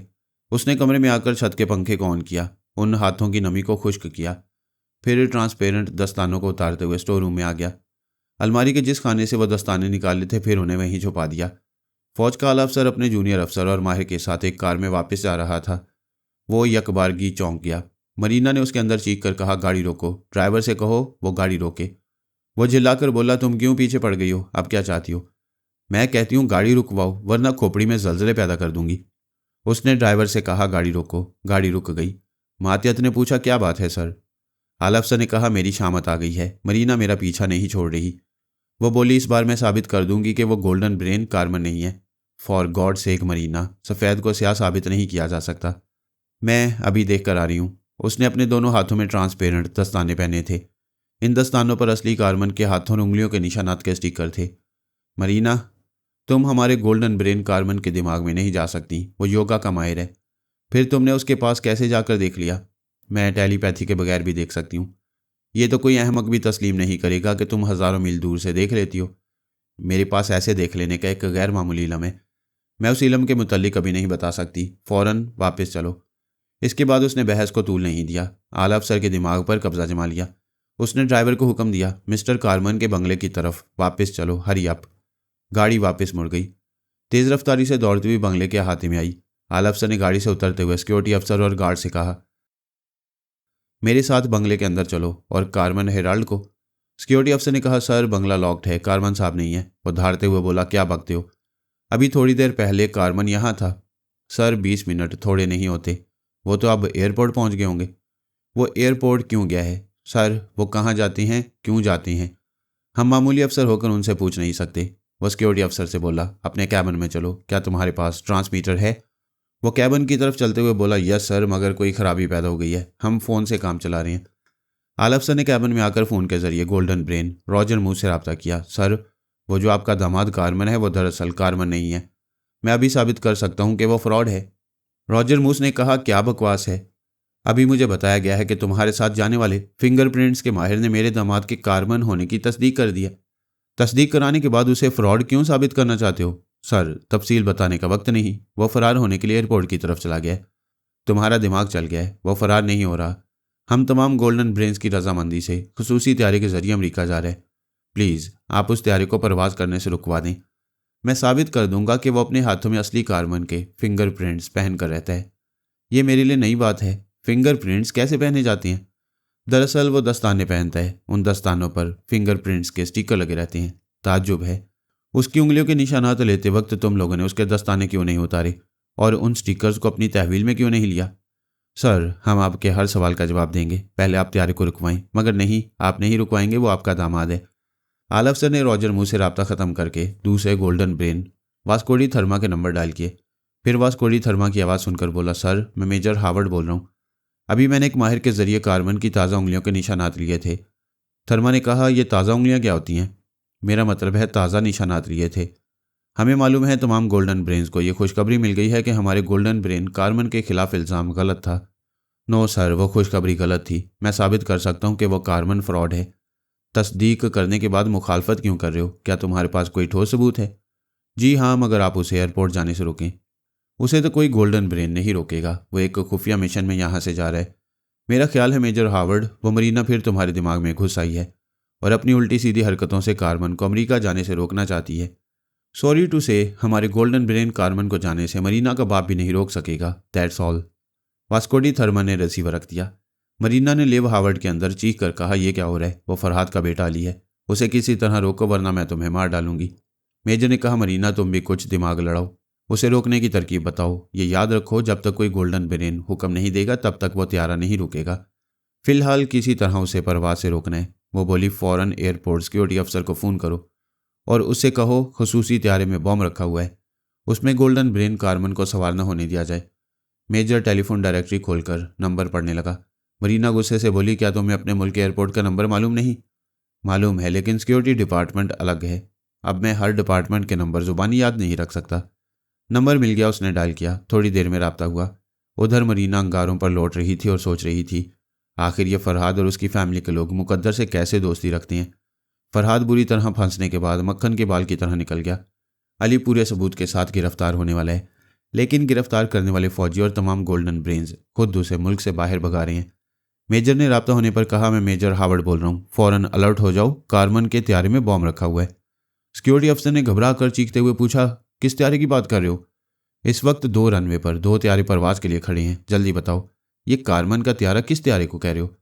ये एक खसूसी त्यारा है, इसमें एक गोल्डन ब्रेन कार्मन सफ़र करने वाला है। ये गोल्डन ब्रेन क्या होता है? क्या कोई बहुत बड़ी सरकारी शख्सियत है? हाँ, एक बहुत बड़ा सरकारी ओहदेदार जाने वाला है। फॉर गॉड सेक, उस त्यारे को परवाज से रोक दो।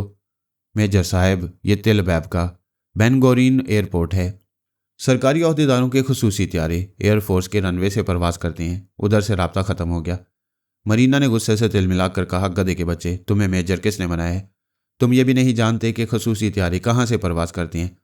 वो परेशान होकर बोला, अगर तुम जानती थी तो मुझे बता देती। उसने फिर डायरेक्टरी में नंबर तलाश किए। नंबर मिलने के बाद राब्ता किया। फिर राब्ता कायम होने पर कहा, मैं मेजर हावर्ड बोल रहा हूँ। एक गोल्डन ब्रेन कार्मन हेराल्ड खुसूसी त्यारे से जाने वाले हैं। उन्हें रोक दिया जाए, क्योंकि त्यारे में बॉम्ब रखा हुआ है। वो परवाज शुरू करते ही एक धमाके से फट पड़ेगा। गोल्डन ब्रेन के चीथड़े उड़ जाएंगे। दूसरी तरफ से पूछा गया, आपको यह इतला कहाँ से मिली? ये सवाल जवाब का वक्त नहीं है, उस त्यारे को फौरन रोको। क्या आप यकीन से कह रहे हैं कि बॉम्ब रखा हुआ है और वो परवाज करते ही फट जाएगा? बिल्कुल यकीन है, लेकिन बॉम्ब तो नहीं फटा, त्यारा बखैरियत परवाज कर चुका है। यह सुनते ही मरीना गुस्से से फट पड़ी। उसने मेजर के दिमाग को जबरदस्त झटका पहुंचाया। वह चीखें मारता हुआ उछलकर कैबिन के फर्श पर गिर पड़ा और यूं तड़पने लगा जैसे उसे ज़िबा किया जा रहा हो। सिक्योरिटी गार्ड्स वगैरह दौड़ते हुए आ गए थे। मेजर का मातियत कह रहा था, मिस मरीना, ये जुल्म है, नाइंसाफ़ी है। तुम अपने दुश्मन का गुस्सा मेरे सीनियर पर उतारियो, जबकि तुम्हारे तमाम अहकामात की तामील करते आ रहे हैं। मरीना ने सिक्योरिटी अफसर की ज़ुबान से कहा, ऐसे अहकामात की तामील का क्या फ़ायदा कि जो दुश्मन आसानी से गिरफ्त में आ सकता था वो उतनी ही आसानी से फ़रार हो गया। हमने उसे फ़रार नहीं करवाया है। बकवास मत करो, उस बंगले के अंदर उसके खिलाफ सबूत मौजूद है। अंदर जाओ, मैं तुम्हें गाइड करूंगी। जाने वाला चला गया, अब क्यों उसके पीछे पड़ी हो? मैं तुम्हारे गोल्डन ब्रेन्स को और तमाम हुक्मरान को बताना चाहती हूँ कि मैंने उस फरार होने वाले पर गलत इल्ज़ाम नहीं लगाया था। मातहत अफसर ने सिक्योरिटी अफसर से कहा, मिस्टर कार्मन का बंगला खोलो। सॉरी सर, ये एक गोल्डन ब्रेन का बंगला है, किसी दूसरे गोल्डन ब्रेन के हुक्म से ही खोला जा सकता है। मरीना ने कहा, कुत्तो, मैं अभी तुमसे बंगला खुलवा सकती हूँ, लेकिन तुम्हारे बड़ों को बताना चाहती हूँ कि तुम सबको एक दुश्मन के फरेब से बचाने के लिए इतनी कोशिशें कर रही हूँ। चलो फ़ोन करो।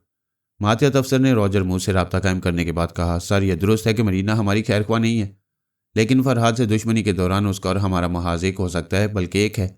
तुम कहना क्या चाहते हो? सर, वो अब भी साबित कर सकती है कि अभी मुल्क से बाहर जाने वाला कार्मन दरअसल अली तैमूर है। हमें कोई एतराज़ नहीं है, उसे साबित करने दो। वह सबूत हासिल करने के लिए ये बंगला खोलना होगा। ठीक है, सिक्योरिटी अफसर को फ़ोन दो। सिक्योरिटी अफसर ने रिसीवर लिया। रॉजर मूस ने कहा, अपने गार्ड्स के साथ बंगले के अंदर जाओ। ये अफसर वहाँ से कोई सबूत हासिल करे तो मुझे इतला दो। सिक्योरिटी अफसर मेजर हावर्ड उसके मातियत और फिंगरप्रिंट्स के माहिर के साथ बंगले के बैरूनी दरवाजे पर आया। फिर उसका लॉक खोलने लगा। मरीना ने कसम खा ली थी कि पीछा नहीं छोड़ेगी। वो अली को यहूदियों की कैद और अकूबत गाह में ना पहुंचा सकी। इस नाकामी के बाद वो हमेशा के लिए उसे गोल्डन ब्रेन्स के हल्के से निकाल कर फेंकने वाली थी। अभी अली की तकदीर और मरीना की तदबीर के दरमियान जंग जारी थी। अली का खसूसी त्यारा लबनान से गुजर चुका था और तुर्की की फ़िज़ाओं में परवाज़ करता हुआ अनकरा की तरफ जा रहा था। ऐसे ही वक्त सानी ने उसे मुखातिब किया। वो बोला, फ़ौरन कोड वर्ड्स अदा करो, क्योंकि मरीना भी धोखा देकर आ सकती है। उसने कोड वर्ड्स अदा किए। सानी, अ ब्लूमिंग फ्लावर, अपने मुंह से अपने हुस्न की तारीफ़ कर रही हो। ये कोड वर्ड्स तुमने ही मुकर्रर किए हैं, वरना मैं तारीफ़ की मोहताज नहीं हूँ। बाय द वे, अभी तुम मरीना की बात कर रहे थे। वो हम सब के पीछे पड़ गई है। चूंकि तुमसे बेखबर है इसलिए तुम्हारी तरफ नहीं आ रही, लेकिन अम्मी ने तो बताया था कि पापा को उसकी गिरफ्त से निजात मिल गई है और वह खुद मेरे डैडी के चुंगल में फंस गई है। उसे उज़्बेकिस्तान से निकल जाने का हुक्म दिया गया था। बेशक वो महकूम और मजबूर हो गई थी, मगर किसी का मजबूत सहारा हासिल होते ही आत्मा शक्ति के हथकंडे से हम पर गालिब आने की कोशिश कर रही है। वो तुम्हारे साथ क्या कर रही है? गोल्डन ब्रेन्स और यहूदी हुक्काम के सामने मेरा फ्रॉड साबित कर देती। उसने मेरे फिंगरप्रिंट्स का मसला पैदा कर दिया था। वो इस सिलसिले में सानी को तमाम तफसीलात बताने लगा कि किस तरह उसने फिंगरप्रिंट्स के माहिर और फौजी अफसरान को धोखा दिया। अली को इसके बाद के हालात नहीं मालूम थे कि मरीना की जिद पर उसे किस तरह मुल्क से बाहर जाने से रोका जा रहा था, और वह कई रुकावटों के बावजूद वहां से निकल आया, और यह कि मरीना अभी तक उसके पीछे पड़ी हुई थी। वो उन तमाम कठिन हालात से बेखबर था। सानी ने पूछा, फिर तो वो पापा और पारस को भी परेशान कर रही होगी? वैसा ज़रूर कर रही होगी। तुम पापा और पारस के पास जाकर उनकी खैरियत मालूम करती रहो। मैं अभी जाऊंगी, तुम शायद अनकरा पहुंचने वाले हो। वो जवाब ना दे सका। फ़ोन की घंटी बज रही थी। उसने रिसीवर उठाकर कान से लगाया। त्यारे के पायलट ने कहा, सर होल्ड ऑन करें, तिलबैब से कॉल है। थोड़ी देर बाद रॉजर मूस की आवाज़ सुनाई दी। हेलो कारमन, कैसे हो? फाइन सर, मेरा सफ़र जारी है। तकरीबन 1.5 घंटे में इस्तांबुल पहुंच जाऊंगा। वो हंसते हुए बोला, मरीना तुम्हारे पीछे पड़ गई है। अभी वो चंद अफसरान को साथ लेकर तुम्हारे बंगले में गई है। दावे करती है कि तुम्हारे बंगले से सबूत हासिल कर लेगी। बकवास करती है। मैं अपनी सच्चाई के तमाम सबूत पेश कर चुका हूँ। वो कमबख्त कहती है, तुम दस्ताने पहनकर और असल कारमन की उंगलियों के निशानात वाले स्टिकर लगाकर फ्रॉड कर रहे हो। अली ने चौंक कर सोचा, ये दस्ताने और स्टिकर वाली बात मरीना को कैसे मालूम हो गई? मैं तो ऐसी चीज़ें बड़ी राजदारी से छुपा कर रखता हूँ। सानी उसके अंदर रहकर रॉजर मूस की बातें सुन रही थी। उसने कहा, ओ खुदा अली, तुमने उस कमबख्त की आत्मा शक्ति को भुला दिया था। जब ये चीज़ें तुम छुपा कर रख रहे होगे तो उसकी आत्मा ने आकर देखा होगा। दूसरी तरफ से रॉजर मूस ने पूछा, हेलो हेलो कारमन, तुम खामोश क्यों हो गए हो? क्या मेरी आवाज़ आ रही है? हाँ आ रही है, लेकिन मरीना भी आ रही है और मैं बार बार सांस रोक रहा हूँ। प्लीज़ आप थोड़ी देर बाद मुझसे रब्ता करें, मैं अभी उसे भगा रहा हूँ।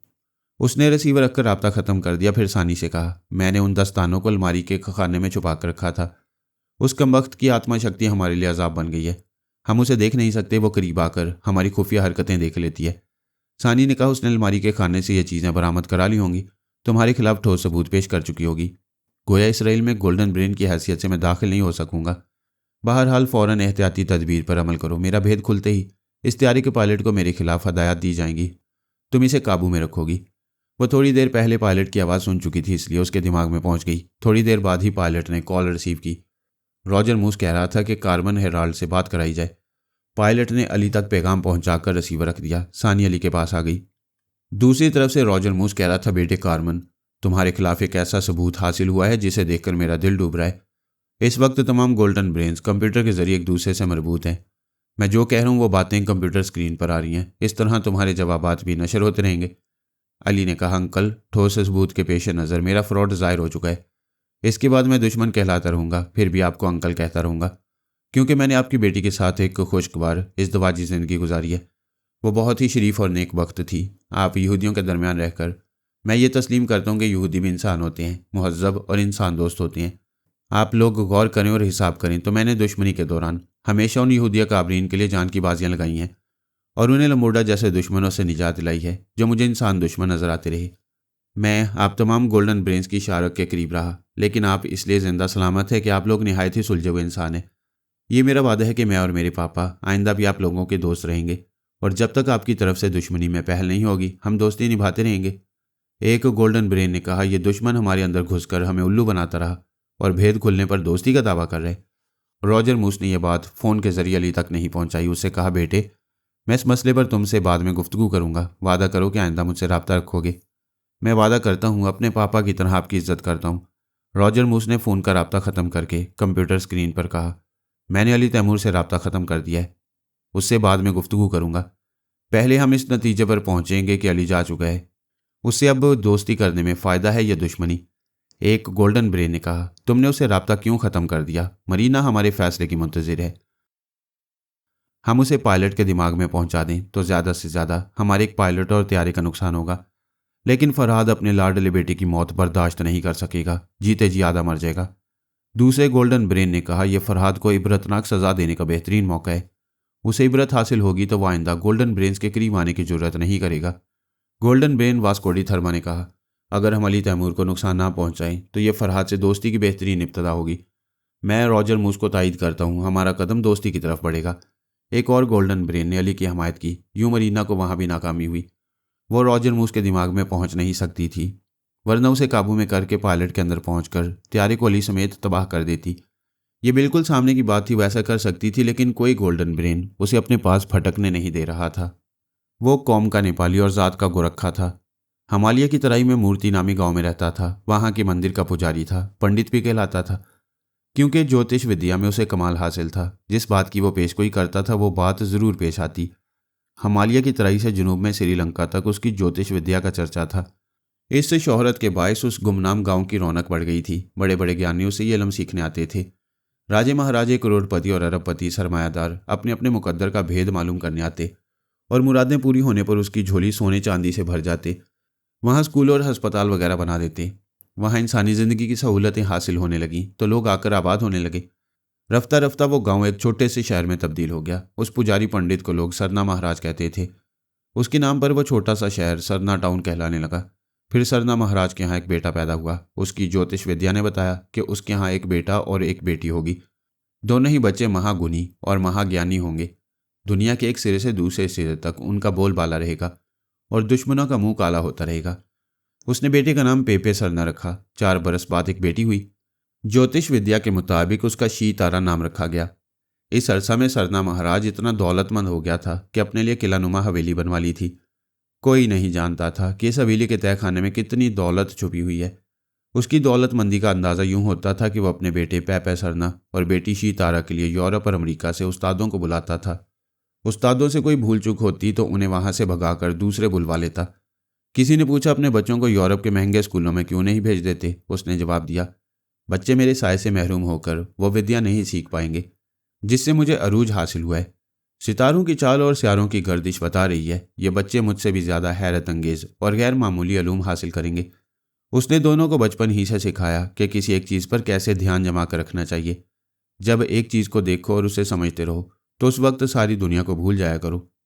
वो बच्चे चांद को देखते तो उसे पलकें झपकाए बगैर देखते रह जाते।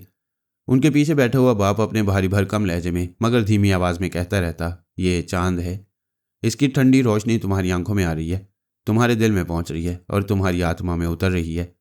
बच्चे अगर फूल को देखते रहते तो उनके कानों में बाप की आवाज़ सरगोशी करती, फूल की सुंदरता तुम्हारे जहनों में नक्श हो रही है, इसका रंग आंखों में उतर रहा है और खुशबू दिलों में बस रही है। वो इलाका साल के 8-10 महीने बर्फ़ से ढका रहता। बाप इन बच्चों को सुबह सवेरे बर्फ़ पर दौड़ाता था। उनके पैर बर्फ़ में धंसते रहते थे और वो दौड़ते जाते थे। इन हालात में और ऐसे मौसम में उन बच्चों की सांसें कैसी मुस्तहकम होती होंगी, ये वर्जिश करने वाले पहलवान ही समझ सकती हैं। 10 बरस की उम्र में वो ऐसे हो गए थे कि मीलों दूर तक दौड़ते रहने के बावजूद न थकते थे न हांफते थे। बड़ी सहूलत से सांस लेते रहते। भारत से आने वाले उस्ताद उन्हें हिंदी और उर्दू पढ़ाते थे। यूरोप से आने वाले उन्हें अंग्रेजी, साइंस और जदीद टेक्नोलॉजी की तालीम देते और बाप उनसे जिस्मानी मुशक्क़तें कराता। उसने चीन और जापान से जूडो कराटे के बड़े बड़े उस्तादों को बुलाया था और इस जुस्तजू में रहता था कि उसके बच्चों को खूब से खूबतर और साथीज़ा मिलते रहें।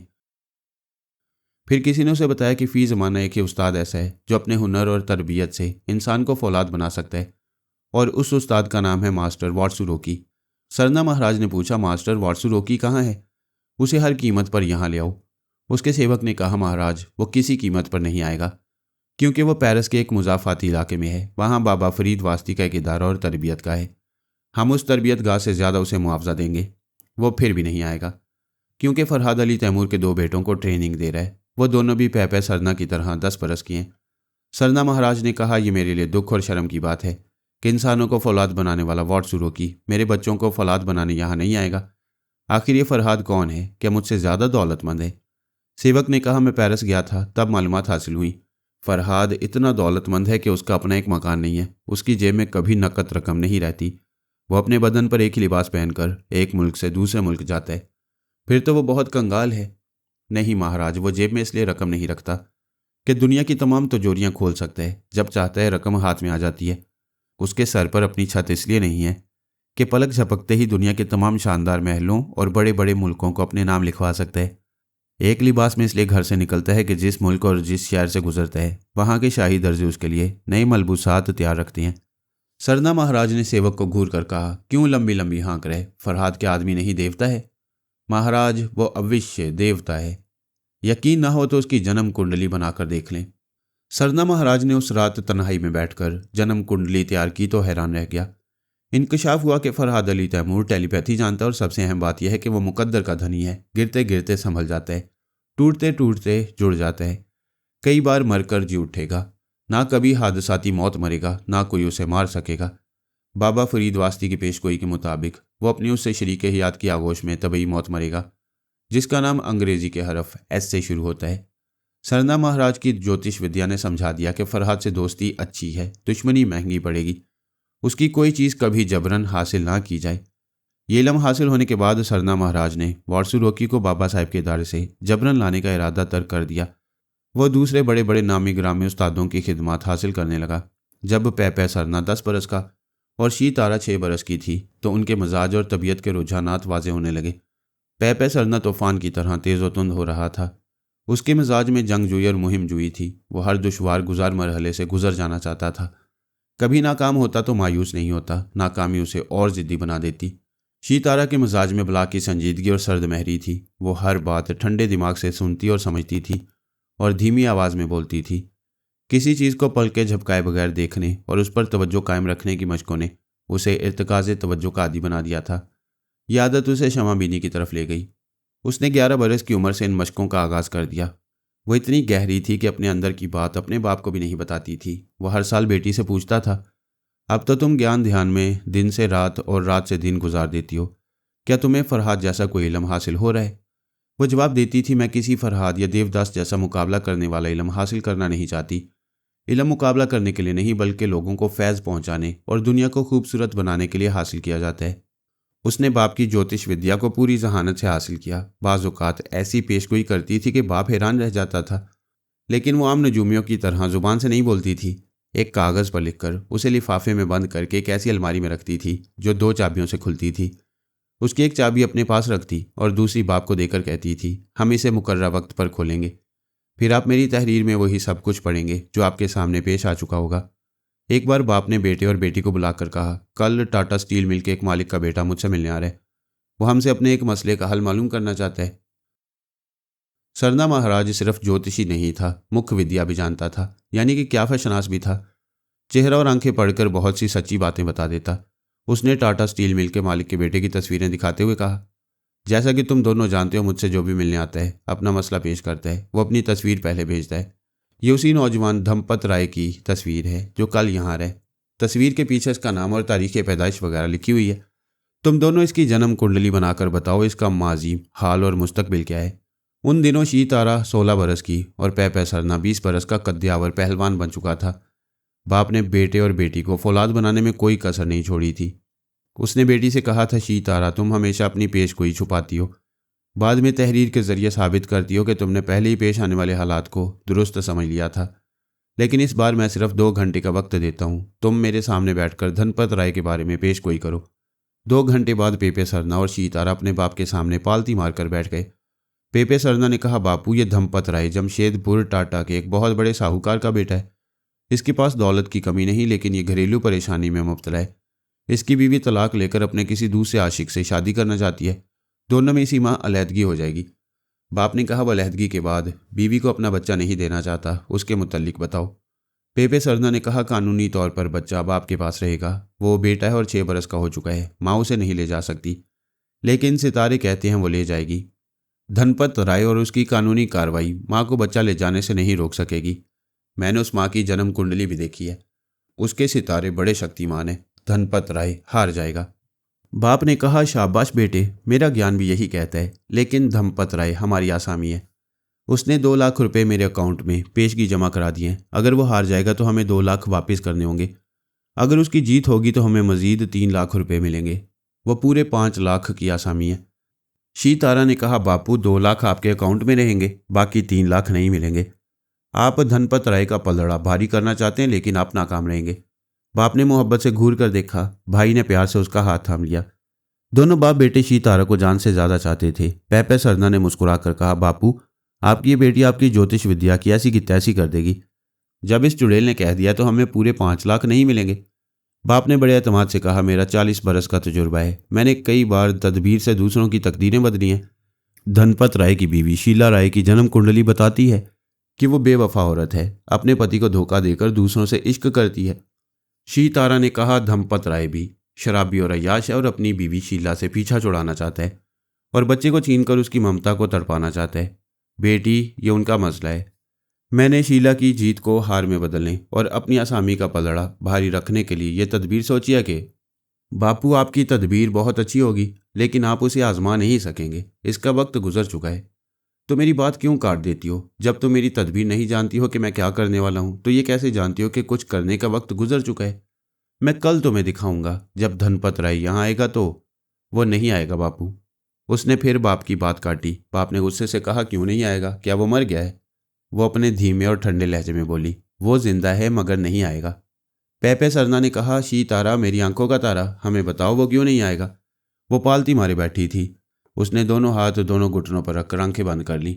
फिर गहरी सांस लेकर बोली, मेरा इल्म कह रहा है। जमशेदपुर टाटा में मूसलाधार बारिश हो रही है। रात का वक्त है। धनपत राय अपनी एक दाश्ता के मकान में शराब पी रहे। वो बोलते बोलते रुक गई। आंखें खोलकर बाप और भाई को देखा, फिर आंखें बंद करते हुए कहा, धनपत राय से बहुत दूर उसकी बीवी शीला अपने बेडरूम में है। वो सोच रही है, पति कभी मेरा नहीं होगा, मुझे तलाक देकर दूसरी को ले आएगा, मेरे बेटे को मुझसे छीन लेगा। मैं हर तरह से हार रही हूँ, पति भी, उसकी दौलत भी और अपना बेटा भी। शीला सोच रही है, औरत इतनी कमज़ोर भी नहीं होती कि चुपचाप अपना सब कुछ हार जाए। मैं एक तिनका नहीं हारूंगी, सब कुछ जीत लूंगी। शीला अलमारी के पास आई है और उसे खोलकर एक भरा हुआ रिवॉल्वर निकाल रही है। वो रिवॉल्वर उसके पति धनपत राय का है। वह बाहर पोर्च में आ गई है। अपनी कार में बैठकर अहाते से बाहर जा रही है। बादल गरज रहे हैं, बिजलियां चमक रही हैं। धुआंधार बारिश की वजह से रास्ते वीरान हैं। इक्का दुक्का राहगीर दिखाई देते हैं, कोई उसे देखने और पहचानने वाला नहीं। उसने एक मकान के सामने कार रोक दी है। कार का दरवाज़ा खोलकर तेज़ बारिश में भीगती हुई मकान के बरामदे में आ गई है और दाएं बाएं दूर तक देख रही है। आधी रात के बाद मोहल्ला खाली खाली सा हो गया है। मकानों की खिड़कियां और दरवाजे बंद हैं। ऐसी वारदात के लिए मौसम बरसात निहायत साजगार होता है। लोग घरों में छुपे रहते हैं। वारदात करने वाले के कदमों और गाड़ी के पहियों के निशानात बारिश में धुलते जाते हैं। शीला दरवाजे पर दस्तक दे रही है। कई बार दस्तक देने के बाद वो दाश्ता दरवाज़ा खोलती है और शीला को देखकर घबरा जाती है। साइलेंसर लगे हुए रिवॉल्वर को देखते हुए पीछे हटने लगती है। शीला दरवाजे को बंद करते हुए कहती है, मैंने शाम के वक्त धनपत को तुमसे फ़ोन पर बात करते सुना था। वो कह रहा था आज तुम्हारे साथ सावन मन भावन मनाएगा। कहाँ है वो? दाश्ता परेशान होकर बेडरूम की तरफ देखती है। शीला कहती है, तुम ना भी कहो तब भी मैं उस मर्द को बरसों से समझती हूँ। वैसे मौसम में पी पी कर मदहोश हो जाता है। चलो। दाश्ता रिवॉल्वर के निशाने पर चलती हुई बेडरूम में आती है। वहां धनपत राय बिस्तर पर गाफिल पड़ा है। कालीन पर शराब की खाली बोतल पड़ी है। शीशे का गिलास टूट गया है। शीला उस औरत से कहती है, चलो बिस्तर पर जाओ। वो सहम कर बिस्तर पर आती है। उसी वक्त शीला उसे गोली मारती है। वो एक ही गोली में जरा तड़प कर मर जाती है। उसके सीने से उबलता हुआ लहू बिस्तर पर फैलता हुआ धनपत राय के पास आ रहा है। शीला रिवॉल्वर से साइलेंसर निकालकर उसे अपने गिरेबान में छुपा रही है और रिवॉल्वर के दस्ते को साड़ी के आंचल से साफ करके उसे धनपत राय के हाथ में पकड़ा रही है। वह रिवॉल्वर धनपत राय की एक मुट्ठी में आ गया है। शीला कालीन पर बैठ गई है। अपनी साड़ी उतारकर उससे वह तमाम जगह पहुंचती जा रही है जहां से गुजरकर बेडरूम में आई थी। दूसरे कमरे में कालीन नहीं है। वह नंगे फर्श को पहुंचती हुई बैरूनी दरवाजे तक आई है। दरवाजे के जिस हिस्से को हाथ लगाकर बंद किया था उस हिस्से को भी पहुंचकर साड़ी से दरवाजे को पकड़कर उसे खोलते हुए बरामदे में आ गई है। बारिश की तेज बौछार से बरामदे का फर्श भीग रहा है। वहां कदमों के निशानात खुद ही मिट गई हैं। वो कार में आकर बैठ गई और वहां से जा रही है। 1 घंटे बाद पुलिस वाले इस मकान में दाखिल हो गए हैं। उन्होंने कातिल को मकतूल के साथ एक ही बिस्तर पर देखा है। कातिल को मदहोशी से होश में लाकर उसे आले कत्ल के साथ गिरफ्तार कर लिया है।